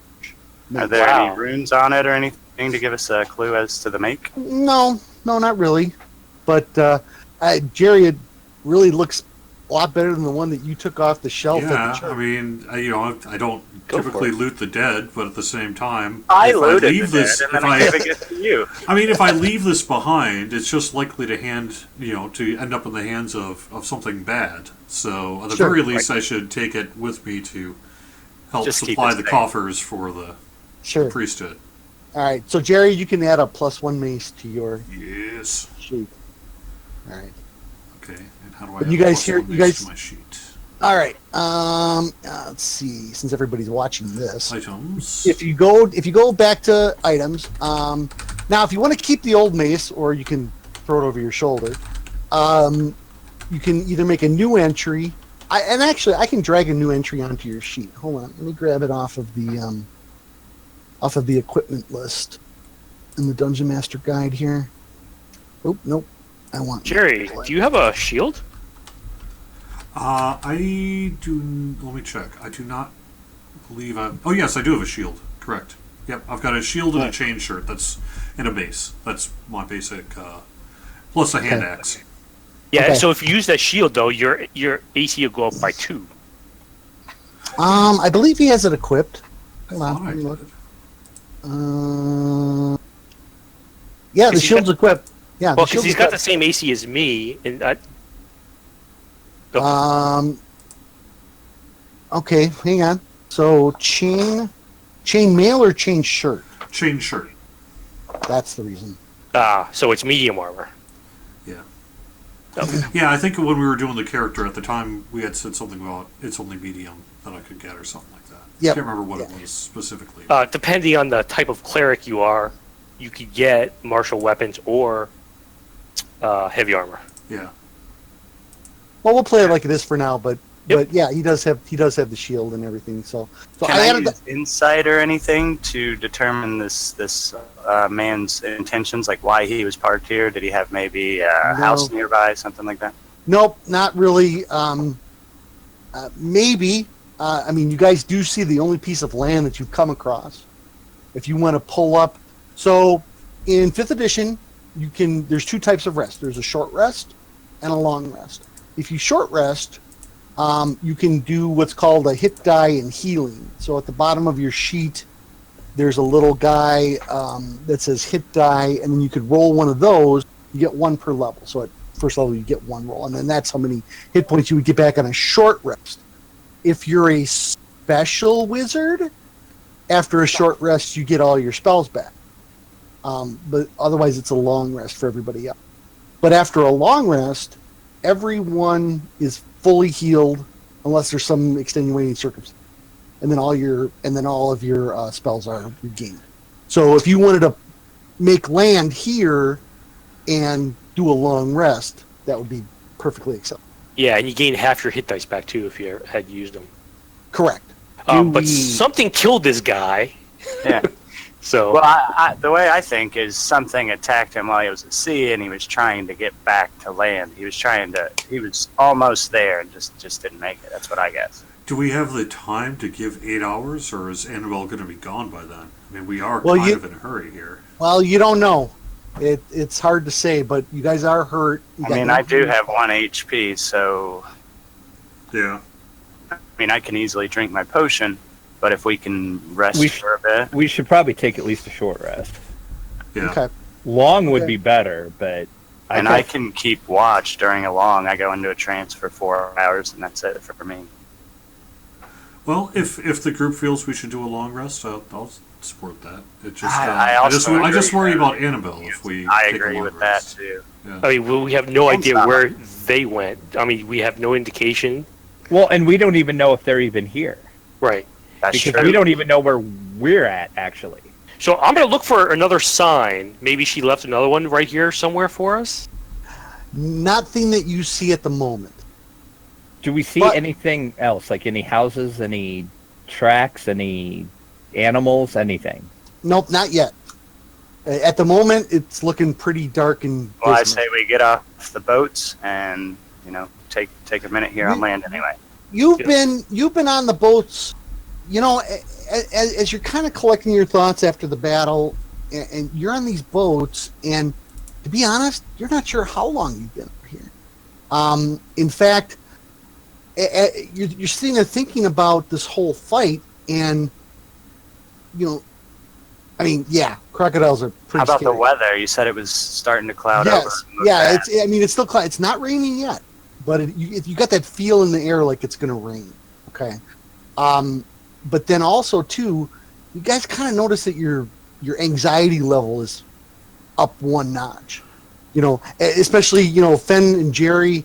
I mean, that you almost bit the farm. Yeah. And you get that feeling, a little bit of a feeling of dread, like, what the hell have I gotten myself into? Meanwhile, Beavis is like, yeah, Crocs. All right. Get the hell off these boats. Yeah, no more water. I'm going to have nightmares about being eaten for a while. Yeah, that was close. Right. Teeth out for a Dreamt it week. was a sandwich. I don't know. But there is one thing you're forgetting. There is one crocodile you didn't check. Oh crap! And she's not in it. Don't worry. I just thought I'd throw that out there. So you guys pull the boats up onto the land there, and short or long rest. I say we just do a long rest. Okay. Yeah. Get our wits around us. Yeah. And whoever's on watch could look around, see if they could see anything. It was I'll about do that. midday that we did this, right? Is that correct? You know what? You guys come can't up and see you the come up sky. on land. You can't see the sky. I mean, you literally don't have any idea. It is so dark. If you've ever been in a really heavy Midwestern thunderstorm where the clouds, well, they probably got them down south too, but I'm just talking from Wisconsin standpoint. The clouds come over and the sun is literally gone. Even I can't see anything? No, you can see in the We dark can still. see. You can still see in the dark. So Okay. We just You can't say know what 'cause- time of day it is. yeah, Okay. yeah. So you guys do a long rest, and actually, Fen, being a wood elf, he only needs 4 hours of rest. So he can take a 4-hour watch. And how many hit die do I get back for? You get everything back. You're Okay. completely healed after a long rest. Yep. Okay. So, nope, you got to just put it to 0, Fen. Just 0. not Sorry. 11. Yep. And Beavis, you too. And then after what you think is 8 hours, I mean, you do feel fully rested. Jerry gets all his spells back. Draculetta. Well, while they were sleeping, I wandered around. Did I find anything? Yes, you did. Tracks or anything? In the distance, at the very edge of whatever you think you can see, you see a light. Let's go to the light, guys. It's better than anything else. Absolutely, yeah. Is it attached to something? No. All right. All right, guys. We are done with this map, so you can close it. We are in a swamp, and aren't will-o-wisps somewhat bioluminescent? Nope. This isn't. And actually, make a nature survival roll in the tower for me. And nature survival. Well, survival roll, but since you have since you're nature orientated for swamp, it will apply. So, and that was in the tower. Why did that? Oh, Jerry rolled a nature roll. Okay. I'm not proficient, so. Yeah. Jerry, you rolled it 2. You have no idea where you are. Yeah. I think This isn't Uncle Owen. This isn't Uncle Owen's farm. Yeah. I think we There's might no be in stone the around here. desert. I think this is the desert. I think. Fen, you know it's not a will-o'-the-wisp. They have that eerie blue glow from what you've read. It definitely looks like some sort of fire or lantern. Well, I say we ought to do this cautiously, but we should approach that light. Okay. Is everybody gonna? Actually, guys, I'm gonna clear the chat here. I need one character so I can use the clear. And now that the long rest is over, are we traveling through the rain? No, it's not raining yet. Oh, by the way, you guys, for that encounter, each one of you gets. Oh wait, let me recalculate that because I think that's wrong. It is wrong. So each one of you would get 100 experience points. Look at that, just short, Just shy. just bastard. almost enough. Typical more. GM. Typical DM move right there. So I should get used to this. Yeah, you should. Okay, so you guys you take the long rest. Everybody's back to full health. You get all those crocodile teeth out of your armor and How about the foliage around here, though? I mean, am I somewhat obscure? It's still, you know what? It looks like regular swamp foliage, but some of it is either dead or has this weird shape to it. It doesn't look like wherever you are. This isn't a natural. Well, But it's still a swamp. Can I use my Mask of the Wild to roll for stealth and maybe go ahead and check that out? Oh, sure. Yeah, if you want to do that, go ahead and roll that in the tower. Fen goes, guys, I'm gonna move up a little bit and I'm gonna scout ahead. Yeah, Okay? you don't want me anywhere near you. That's where I'm hiding. Yeah, heavy armor has disadvantage on stealth. So Fen and I don't have to do in Fantasy Grounds. I can send you a whisper if it's really something I don't want anybody else to hear. I will do so. But what I'll tell you is you move up there and you see it's some kind of a camp with wagon. Okay. Is there anybody walking around? Yeah, you see several people walking around. Do they see- appear to see- be peaceful? Hang on, let me actually let me close a couple of things on my side here.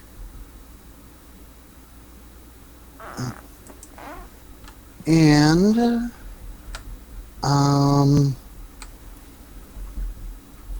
okay, what did you roll? Oh, geez. You're sneaking up on that camp. Excuse me, Fen, and you say, well, you're watching this guy. He's kind of making a fire, and he's an older gentleman, and he goes, "Hello there, please come join, share my fire." He says. He saw you. You thought you nailed it, but he saw right through all that. He goes, "Come share my fire." Well, it'd be rude not to stop and say hello, but I would like to let him know that I have to go get my companions if he's somewhat peaceful. After. Yes, please come. And, Okay. and you go get the other guys, and you come up and you see 2 wagons that look kind of like this. Oh, neat. And Okay, hang on. Let me get to the Vaguely text familiar. right here. They look vaguely familiar. That is a great picture, by the way, Jerry. Yeah. I am so impressed. That looks so nice. Yeah, it really does. Okay, so this little spot of dry land seems to have risen out of the stagnant water. The light comes from a fire at the center of a small camp. In the flickering light, you can clearly see a colorful gypsy wagon, 2 old mares, 3 little children, and an old woman. A moment later, 2 men step into view. One is old and thin, the other young and strong. The old guy is the gentleman who kind of motioned you in. They settle themselves beside the fire and ask you to join. And then the old man looks up, directing his gaze out of his good eye. He's got the other one's milky and blank. The man smiles and motions with his withered hand, inviting you to join the group. We would be honored, sir. My He name says is yes. Jerry the Cleric. And I'm pleased Jerry! to make your acquaintance. He says, "Thank you, Jerry. I am Scardingi. And this- Scardingi, and this is my son Carloni, and my wife, Mama. Come over here." And he says, "Yes.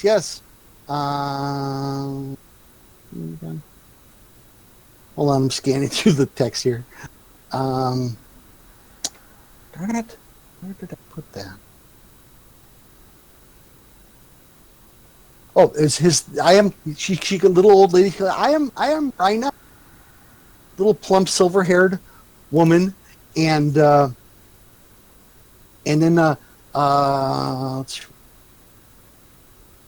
and Drac, out of the corner of your eye, you see a little curtain in the caravan open, and you see a beautiful woman look out, and she catches your gaze, and then closes the shade again. Well, I'm gonna just saunter on over to that curtain. He says, You can't "No, peek no, behind other people's curtains. That's no, come sit down. That is my daughter. She is tired, and she must meditate before she can see again." besides and you- 4 blood-covered men are not in a good state to say yes, please meet Well, my daughter. I would think you guys cleaned yourself off a little bit. Okay, yeah, sure. little bit. But he says, "She foretold your coming. She said friends will be coming from the swamp." Really? Well, have they seen any other strange people come this way? No, but my daughter says that more strangers to this land are just ahead. He points in a direction. Maybe it's north. You're completely turned around. You have no idea. You can't tell. There's no sun or moon. What's the foliage in that direction? It's land, but it's more of the same kind of trees. Maybe not swampish. More so But- foresty. Yeah, a little bit. Well, we're looking for a little girl and a hen woman. I don't know what that means. He said. Hen, short, humanoid-looking people. Halfling? Short woman. Yes. Like a little woman. No. We have not seen them, but my daughter, she sees things, and she says strangers are coming. Some come this way, some do not. Well, Jerry sees into the future. Wouldn't it be prudent to maybe try to let him maybe talk to the girl, see if she can tell him a Oh little more? no. She has to rest. She must rest before she can do this again. Well, we appreciate your kind omen. It does indeed seem fortuitous and planned that we should meet tonight. We don't wish to partake of your rations. Your Oh no meager rations, no! Without, He says, you know. no. The older woman, Rhina, she goes, "Oh no, you're too skinny." She pats you on the back and pinches your rump. "You're too skinny. No, you come and have some food and dry off." And the fire looks nice because you guys didn't say before you were doing a fire. Yeah, that sounds great. I am so definitely just for the down record- for that. And guys, nobody brought rations with them. Oh, I've I got a did. day's worth I of had rations. Oh, did you? Okay. Yeah. All the Yeah. kits that you start with, like explorers kits, I think come with rations. Oh, okay. But before Can we I? sit We down and maybe eat didn't take it with us. food, But can I use an insight check maybe to make sure that they actually are peaceful and they're not trying to poison us? Sure, go right ahead. Go right ahead and put that in the tower for me. All right. There we go. Wrong part. Yeah, they sound pretty. Well, hang on, let me just make a check here. You know what? You have no doubt in your mind that these are some kind of simple. Well, then it'd be Travelers. rude of us to put it off anymore. They've asked us to join them. I feel like we should. Are they eating the food? Oh yeah, Okay. yep. And there's a little boy in the group, and he comes up to you, Beavis, and he goes, "Can I touch your fur Fur? I don't have fur. on your face? Your face fur." Oh, that's a beard. Yeah, Beard. you could touch it. Oh, and he And you grow pulls- up like a man. You could grow one yourself. Oh, I've never seen a beard that big Ah. before. And the family chuckles, ha ha ha, type of thing. And then the other little boy that's there, he's looking at you, Drac, and he goes, "Can I have one of those?" One of what? I look at him. Tail? Oh, I make my tail kind of go up in like a S and kind of like go towards him. Oh, he claps. He says, "I have never seen such a giant tail before." He's just, the little boy's amazed, and that act kind of gets you the little bit of a scrawny eye from the old man. He says, "You are not of the evil land, are you?" What's the evil land? Oh, that is a place far away that we hear of, where many people are evil, and we have fled from that land, and we are trying These to people saw make it- straight to your soul, Drac. They So think what they do you say? What do you say, Drac? And he's kind of asking you, kind of, what are you about? He says, I've never seen you before. I'm going to keep a curious eye, because I too do not know where Draculetta is necessarily from. And being a paladin, I definitely keep an eye on him. Yeah. I am going to say, sorry, I can't remember the town that we were from. Battlerise. I am from Battlerise. I'm just not like anybody else from that town.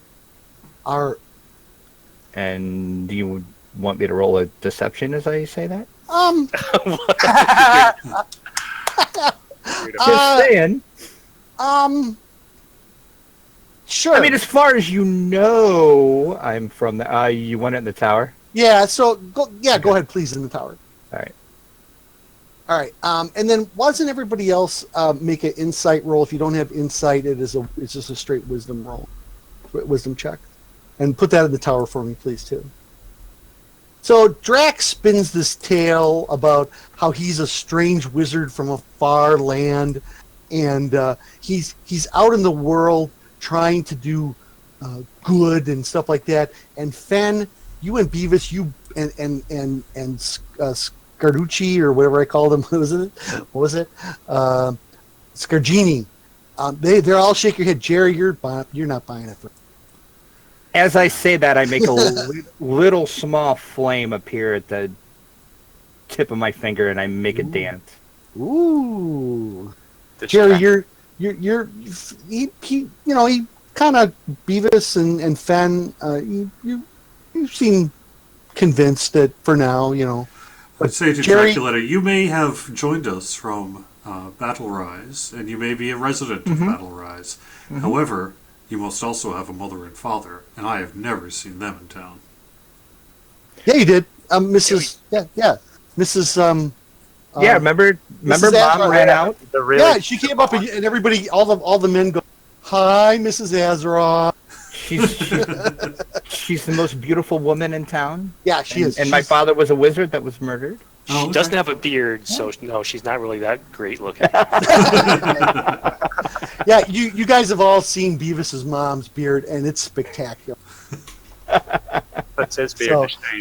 but for now, Jerry, you're kind of not buying the whole "I'm a wizard" powerful wizard from far away. Yeah. So anyway, personally, he saved my bacon in the water back there. He's all right with me. That's true. Yeah. That's true. so okay, hang on, I got some text. You got. Well, it was Beavis's bacon, but don't tell him that. Ooh, bacon? So after dinner, where did I get that text from? I have a printout of the module here too. I'm kind of looking for the text. I can read it out here though. So after dinner, they put the children to bed, and the woman comes out of the tray of the wagon, and Rhina walks up and says, "This is my daughter Valena." And you guys are all, "Hi, Valena." She's gorgeous. Long raven hair, very, very beautiful. And she comes out and she goes, "You have been very kind to my family tonight and accepted our hospitality.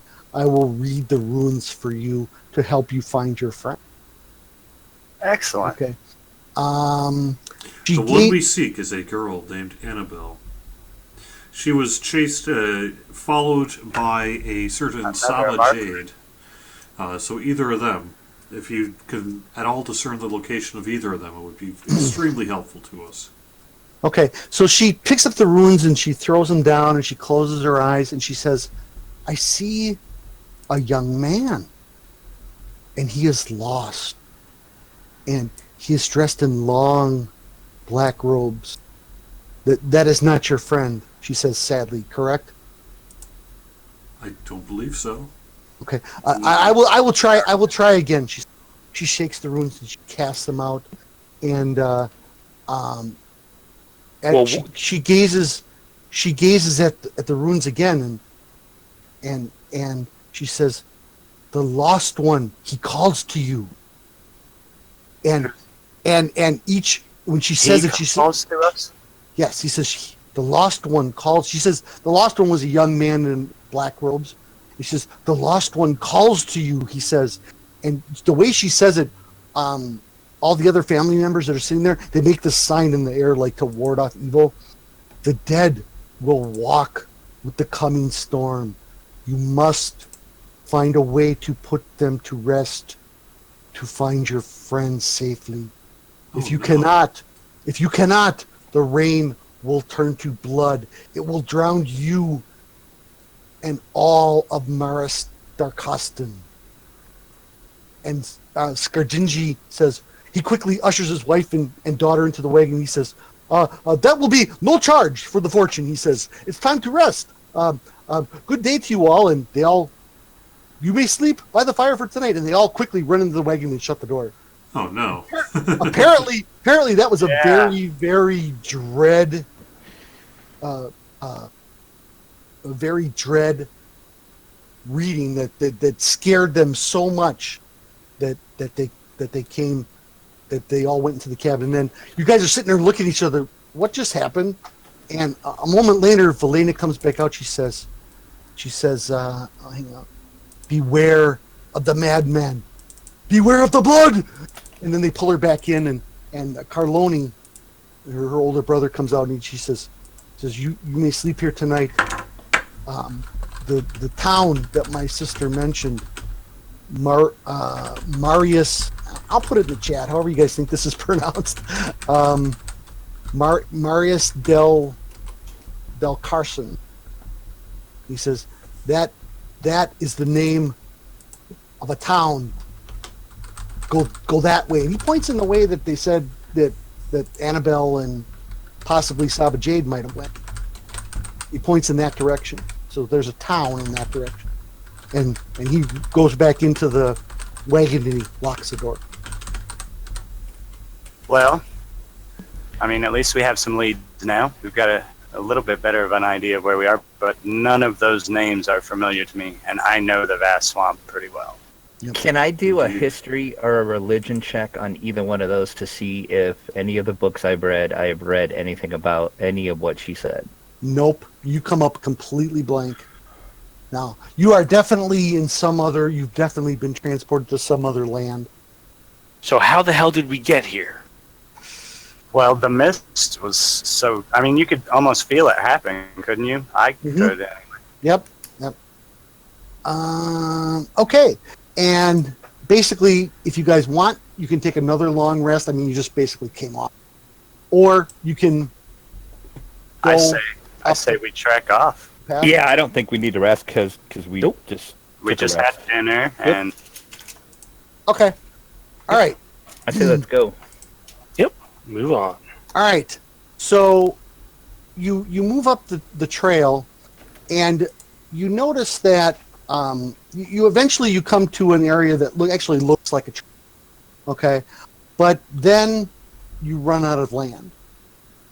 Fenicus walks up to the edge of the swamp, and he puts his sword or cuts a piece of branch and puts like a staff down, and you got about 2 feet of water that you're going to have to walk through, and it's a little mushy. how long did we travel from the shore to get here? Couple miles. Would it be worth going back to get our boats? Does it look like a pretty fast walk? No, it doesn't look like the boats will get you to here, and if you put the boat in here, we wouldn't be able to. The weight the weight in the boat would push everything down, and you wouldn't be able to. And you'd be in the muck. Okay. Yeah. No sense going backwards. So pushing forward, you're going to have to go through a little bit of wet terrain. So, Oh boy. anybody want to do anything before you keep moving forward? Hang on, let me look here. I don't know. Does the ranger know how to make this a little bit safer? I could definitely. I mean, I've heard stories of getting sucked into swamps. So. As far as like that goes, it's not bad. It looks like definitely take point. It looks like yeah. Oh, absolutely. It looks like I mean, between you taking point and moving in the direction that they indicated, you think you can move through pretty well. You're not. At one point, this area might have been above the water table, but at the moment it's not. So it's a little swampy. And all we see is swamp. At the moment, yes. To the horizon, or can we see any land off, maybe in the distance, possibly? No. Your vision doesn't go very much. You're probably at 1/8 of a mile if you're lucky. I mean, it's still pretty. It's got the little bit of fog in the air. I'm confident I can get us through there. The only light you have, I mean, think of a new moon, walking outside at a new moon. So the Even elf, with my dark vision? you can see fine with the dark vision. Okay. But Jerry is going to have to light a torch, and the dwarf, I do have a light cantrip, I've got so dark perhaps vision. it will do that. Yeah, but you can definitely. I mean, Fen, you can move out maybe 20 or so feet ahead of everybody and kind of poke and prod, but you can get through safely. It's going to be a really mucky travel. Then I say we just go forward. Yeah, we don't have a whole lot of yeah, choice. because we don't have really. I mean, we don't have anything else we can do And here. we don't have any leads except for in that direction. Right, exactly. So tell Yep. LeBron. And they're not setting us into a trap, hopefully. Yeah, I mean, they weren't. They didn't have bad intentions. I caught Yeah. that. Correct. They were honest. Yep. Yeah, they seemed honest, but very apparent to you that the prophecy was. It scared them terribly, and when they asked Drac who he was, or was he from evil, it seemed like they were fleeing. So they seem like good people that just don't want to get involved, type of thing. So Okay. all right. Let's go. All right, so you guys kind of trudging through the swamp for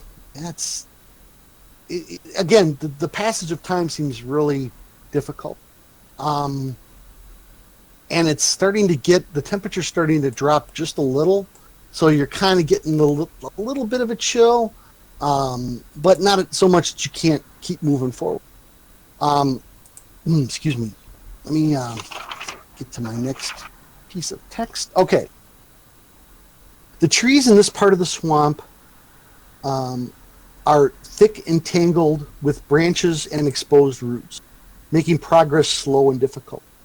Sharp and broken limbs scratch your arms and legs as you push through the swamp, and the wind whistles an odd, lifeless tune as it rushes through the leaves overhead. As you break through a clump of foliage, a light appears in the distance. It is brighter than a single lantern, warm and inviting in the cold, damp air. The light is not at eye level, though. It hovers in the dark so that you must look up to see it.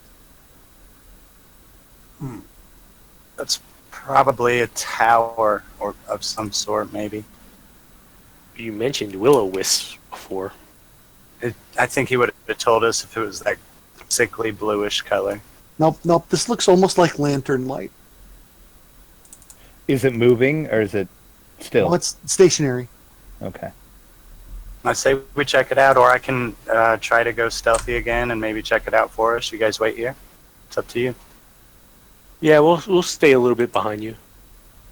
Okay. So you can increase your lead out Fen, a little bit more. Let's.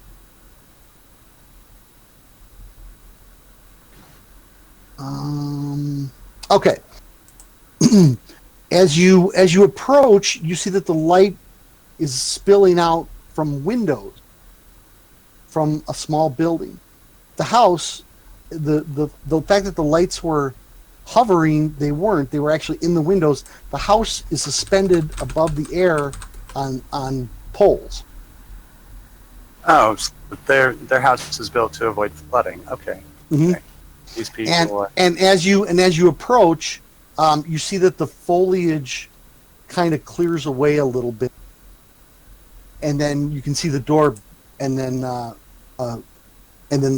definitely a lot of light coming from within. Can we hear anything? No, you don't hear anything specific coming from the house. Well, what do you think, guys? Well, I mean, we're certainly, it's the first sense of civilization we've had. Why don't we? Well, I mean, it's a single building. There's nothing else around. Nope. Nothing So to this- see. So this isn't the town, but yeah, No. we should probably check it out. These people could maybe tell us where it was. Probably have one of the more eloquent of us maybe talk to them. Sure. We don't want to scare him either, so. Okay. All right. As you get a little. Throw your tail away. I'll go. I'll stay in the back. All right. So as you move closer, you see that there's no sign of a boat or anything, but there doesn't seem to be a porch either.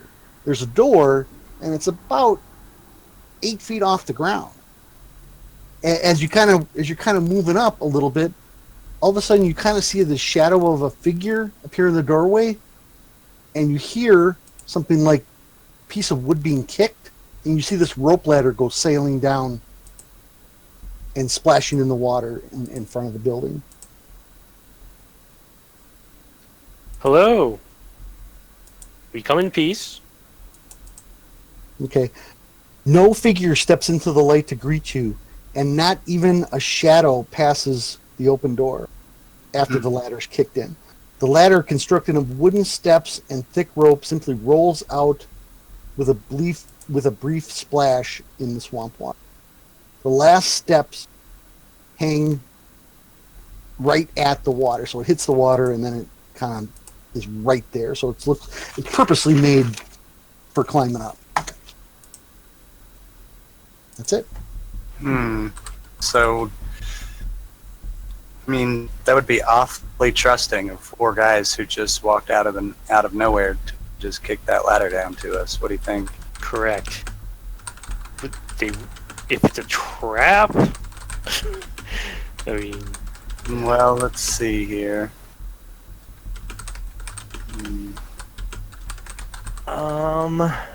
Can I do a perception check, maybe? Okay. 4.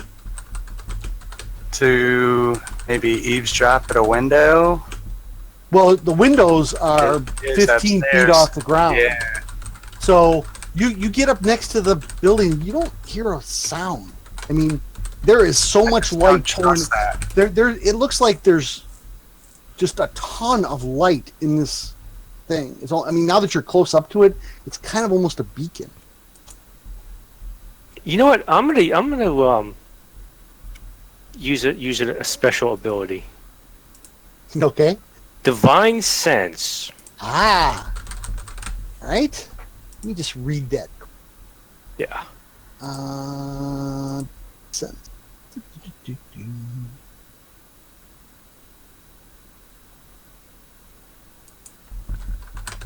All right.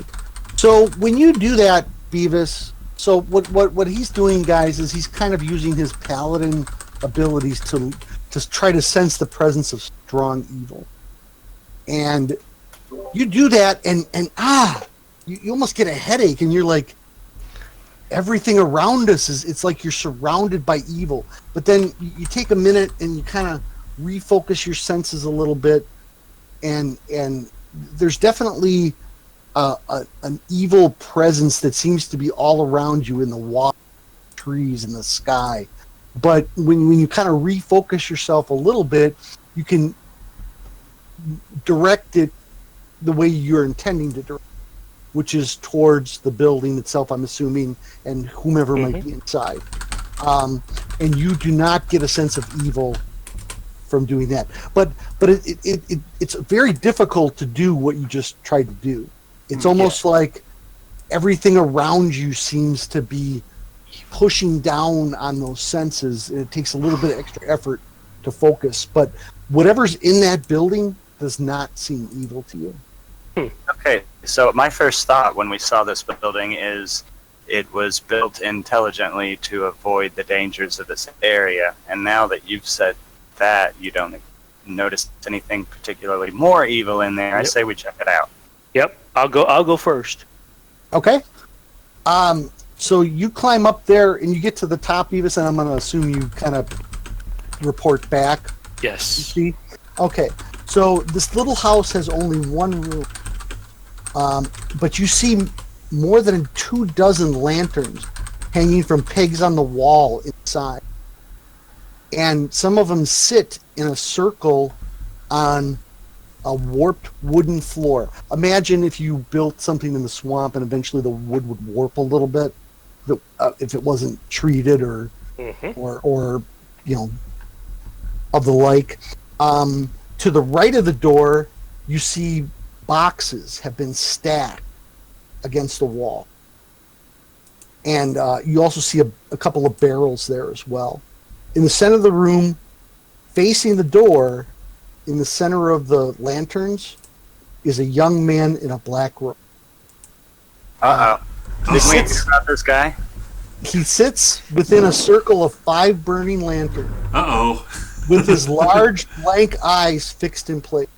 Am I in there, or am I still down below? You're kind of still down below. The young man is unusually thin and pale, and his long blonde hair hangs limply to his shoulder. His features are very tortured. So when I say that, I mean he has a look of a very great sadness or fear on his sadness and fear on his face.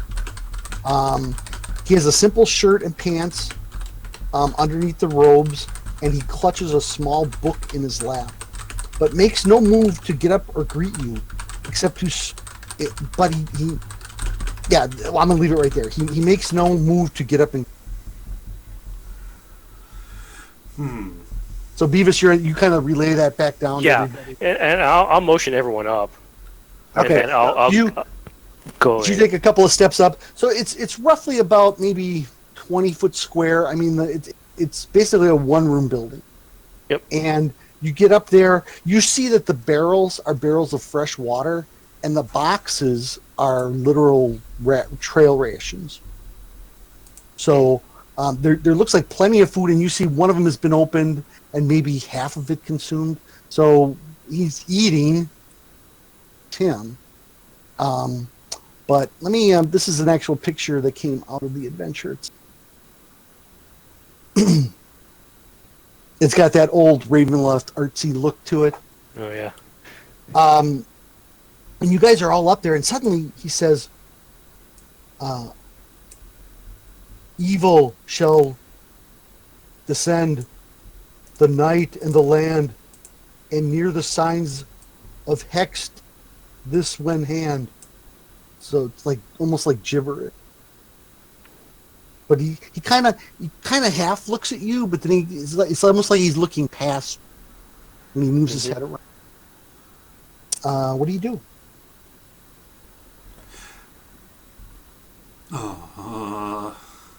Well, we're here to stop the evil and find our friends. He shakes his head, kind of like in a yes motion.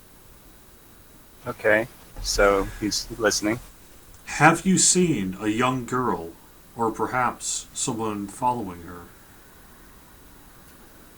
He kind of looks A to small one one. side. A He kind of small looks to one side at you, Jerry, and he kind of almost like he's looking past you, and then he kind of gazes at everybody, and then he goes back and he holds his arms open and he looks into the lanterns, and then he just goes back down again and says nothing.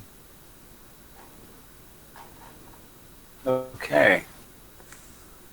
Can I, without like getting too close to him, can I look or try to get a glance at the book he's holding? Sure.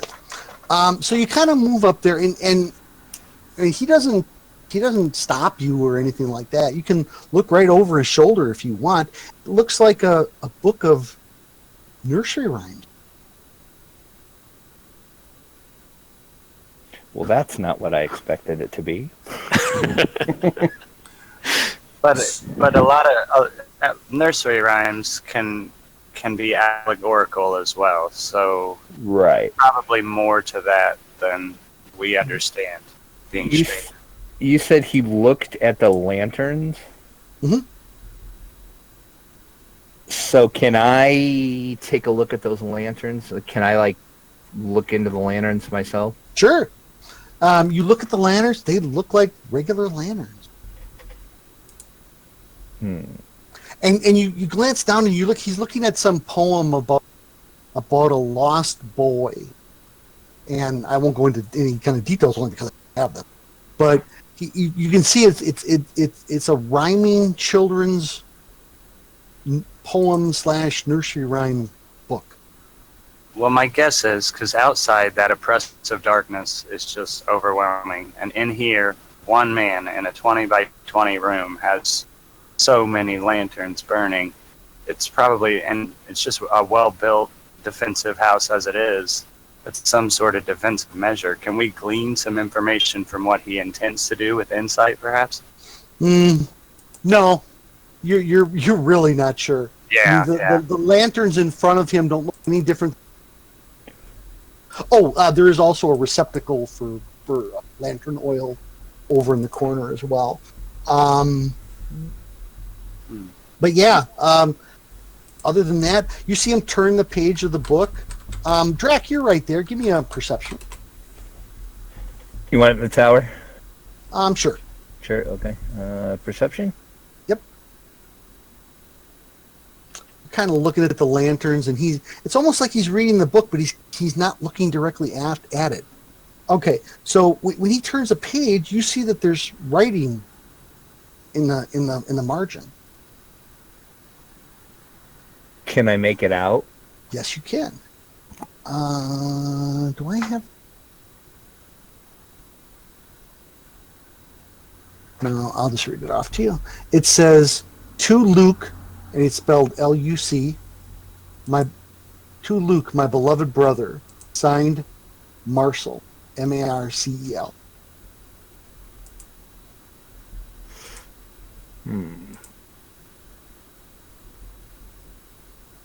Was that the name of the town? Close, Yeah, I could say it was close. but no.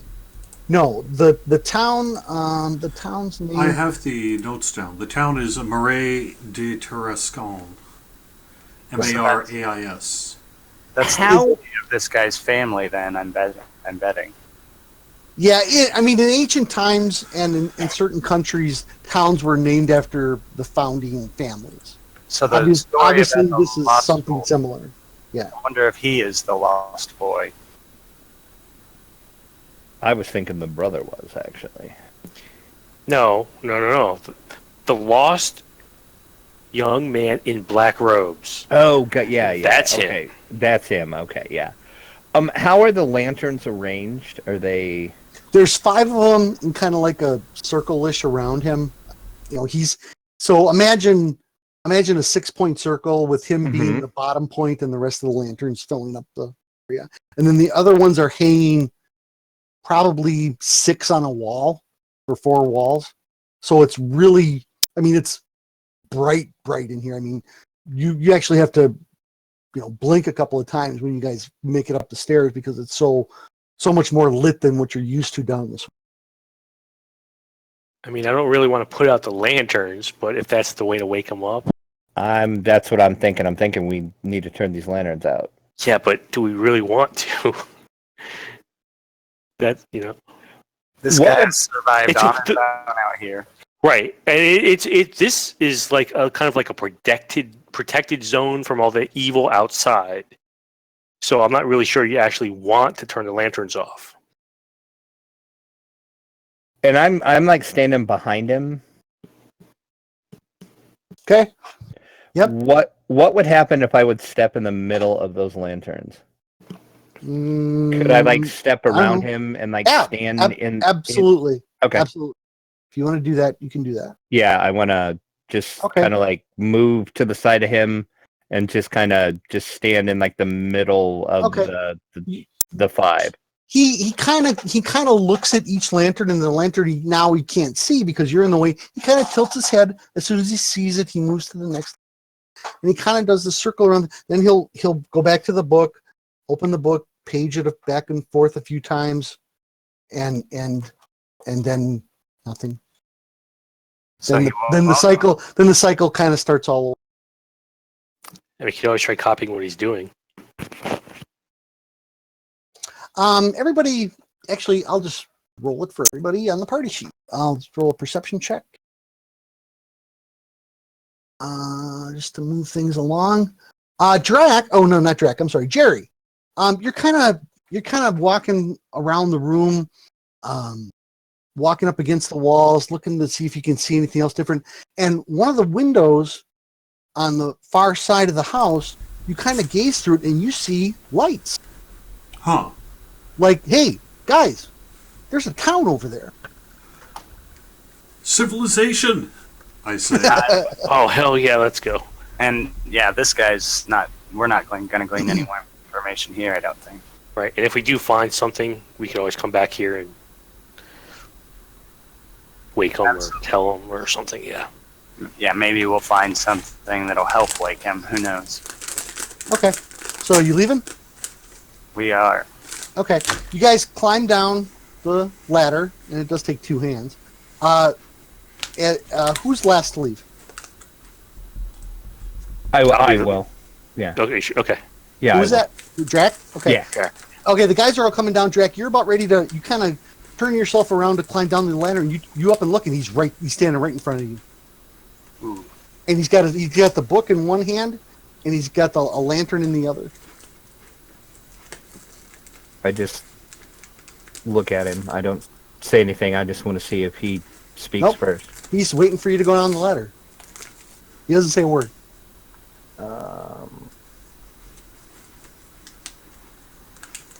Even if I ask him a question, like if I ask him, do you want to come with us or do you want to stay here? He doesn't respond. He doesn't respond. Okay, I'll just go down the ladder then. You go down the ladder? Okay. He must have put the book in a slot in his robe, but he comes down the ladder as well. He's got the lantern in one hand. He's kind of moving it down with him, but it looks like he's following you. We made a friend. I'm going to turn to him and say, Hello, sir. Do you wish to join us? He looks at you, Jerry, but he like again, it's almost like he's looking past you, and then he turns back and he holds his lantern and. Oh, come on, Jerry. Can we keep him? All right, but you have to feed him. Let's see. Okay. What are you doing? I say we head toward town and let this individual come with us. He's not. I don't So- sense a threat.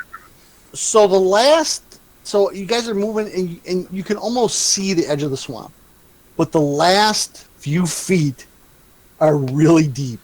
In fact, how tall are you, Beavis? 5'2". Okay, you got about a foot of water before you're over your head. Oh. So it's almost about a 4 foot. It's a solid stepping. So you're not sinking in or stepping in mud. But you guys come out of this towards the town, and you don't see any other way around. Swamp You look to beard. one side, and the last few feet and you come out of it, and you get to the land, and you are soaking wet. I mean, not so much Jerry. I'm assuming you're probably the tallest of the group, I don't think so. but from being human. We started off, and the first thing he said was, "I hate water." Water, yes. Uh-huh. He's got his pissed. mace. He's got his mace and his backpack above his head. And he's kind of doing the soldier through the. Well, you are an ex-soldier by your background, I am. Yes. and you're kind of doing the old soldier through the marsh thing. As long as the goblin Viet Cong aren't waiting in wings, you should be good. And you guys find yourself, and you get out of there, and you kind of drench off, and you're dripping. And he's right behind you guys, and he's got the lantern. He's holding it over. He's holding the lantern and the book over his head. Is he wet? Just curious. He's what? Oh, yeah, he's soaking wet. Yeah, Okay. absolutely. Just making sure he's really there. Yeah, he is there. He is there. He's dripping wet. And Can I touch him? Make sure he's actually there. sure, you touch him. He turns and he looks, but not quite at you. He kind of looks past you, and then he turns back and he looks like he's actually shaking himself dry a little bit. And you guys look, and it looks like, again, it looks more like night than day. But it actually, now that you're out of the swamp, you can tell that it looks like probably a cloudy night with a full moon behind the clouds. You know how that kind of. So it actually is like almost like nightfall, and you appear to be on maybe the north end. Actually, let me look at the map here quick. Let's see. I didn't have it ready. There we go. Is there a... Jeez, and this is the original map. No, you look like you're on... You can probably tell that north is one direction, so you're coming out of the swamp on the west side of town, and you see a gigantic building, and then a lot of smaller buildings, like kind of off in the distance, indicating a village of some sort. But the very large building, and has a sign outside that says, if I close it, the Full Moon Inn. And you guys see a couple of boats along the swamp here. Do we recognize these boats? Now, one of them looks kind of like the one you were in. Oh, we're getting close. Well, let's go check out the boat first. See if it actually is, or see if there's a message or something in it. No, there's no message. She was probably in a hurry. So, what do you do? Well, we've got to get some information. Yep. So we go here. Okay. So you head up to the inn, and you see it is actually an inn. It's got 3 stories. You see it's probably got rooms upstairs, and as you come in, you see the door open, and it's a huge common room. You see a couple of people in there. You see a light. You smell food coming out of the fresh cooked meat and bread coming out of the open windows. Come in with us. And yeah, he's right behind you. He's right at your tails. And you get right up to the front of the inn, and you open the door, and you kind of take a step in, and you get people kind of look at you kind of weird, and you kind of all step in, and Luke puts the lantern down outside and he keeps following you. And this young barmaid, she comes up and Jerry, she looks right at you and she says, "Are you Jerry?" Why, yes, I am. "This is for you." And she hands you a piece of paper. Wow. What? How? What? You look at the paper, Yeah. it's a bill. Oh, no. It says hot meal, hot meal, hot meal, hot bath, hot bath, hot bath, hot bath, hot bath, hot bath, hot bath. What? And then it's a total. It totals out to about 30 gold pieces. Oh,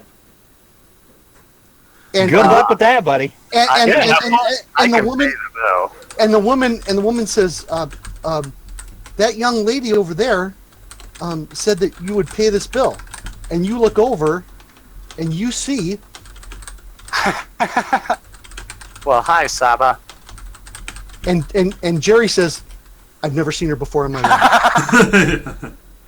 and that's the end of the first session. ah. So you guys made it to the town and the inn. You found Saba, and I'm going to end it right. I need lots and lots of drinks. The water was horrible. Yeah, Jerry, there's a lot of hot baths on this list. Well, why is Saba taking so many baths? That's what I want to know. Yeah. All It's a right. very clean halfling, apparently. Yes, well, she is now at least. And you see her sitting over there. She's playing with her daggers, and her feet are up on a little stool, warming her tootsies against the big open fire there. And she To be goes, honest, though, guys, we're probably going to add 4 more hot baths to that bill. yeah, after yeah. that. You guys, in addition to being cold and wet, yeah, that would definitely work in your favor. But and that's the end of session 1. Nice. Nice. Okay. Very, very cool. All Yeah, right. that was a lot of fun.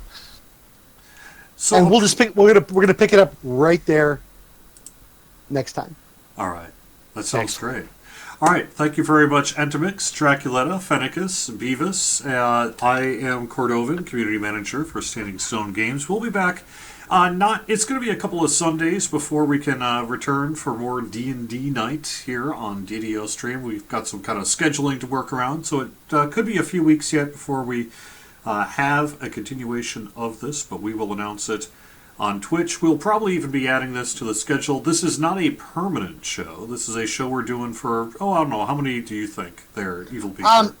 This will be at least 2 more sessions. Yeah, at least a couple more sessions, and assuming everything goes well, I think we'll be doing more of this sort of thing in the future as well. So, again, thank you everybody for watching. Really do appreciate it. This has been D&D Night on DDOstream. Please give us a follow if you would like to be notified when we go live with shows just like this, and you can find our full schedule over on twitch.tv/DDOstream. Say goodbye, everyone. Goodbye, everyone. Bye. Bye. Have fun. Put your tail away, Drac.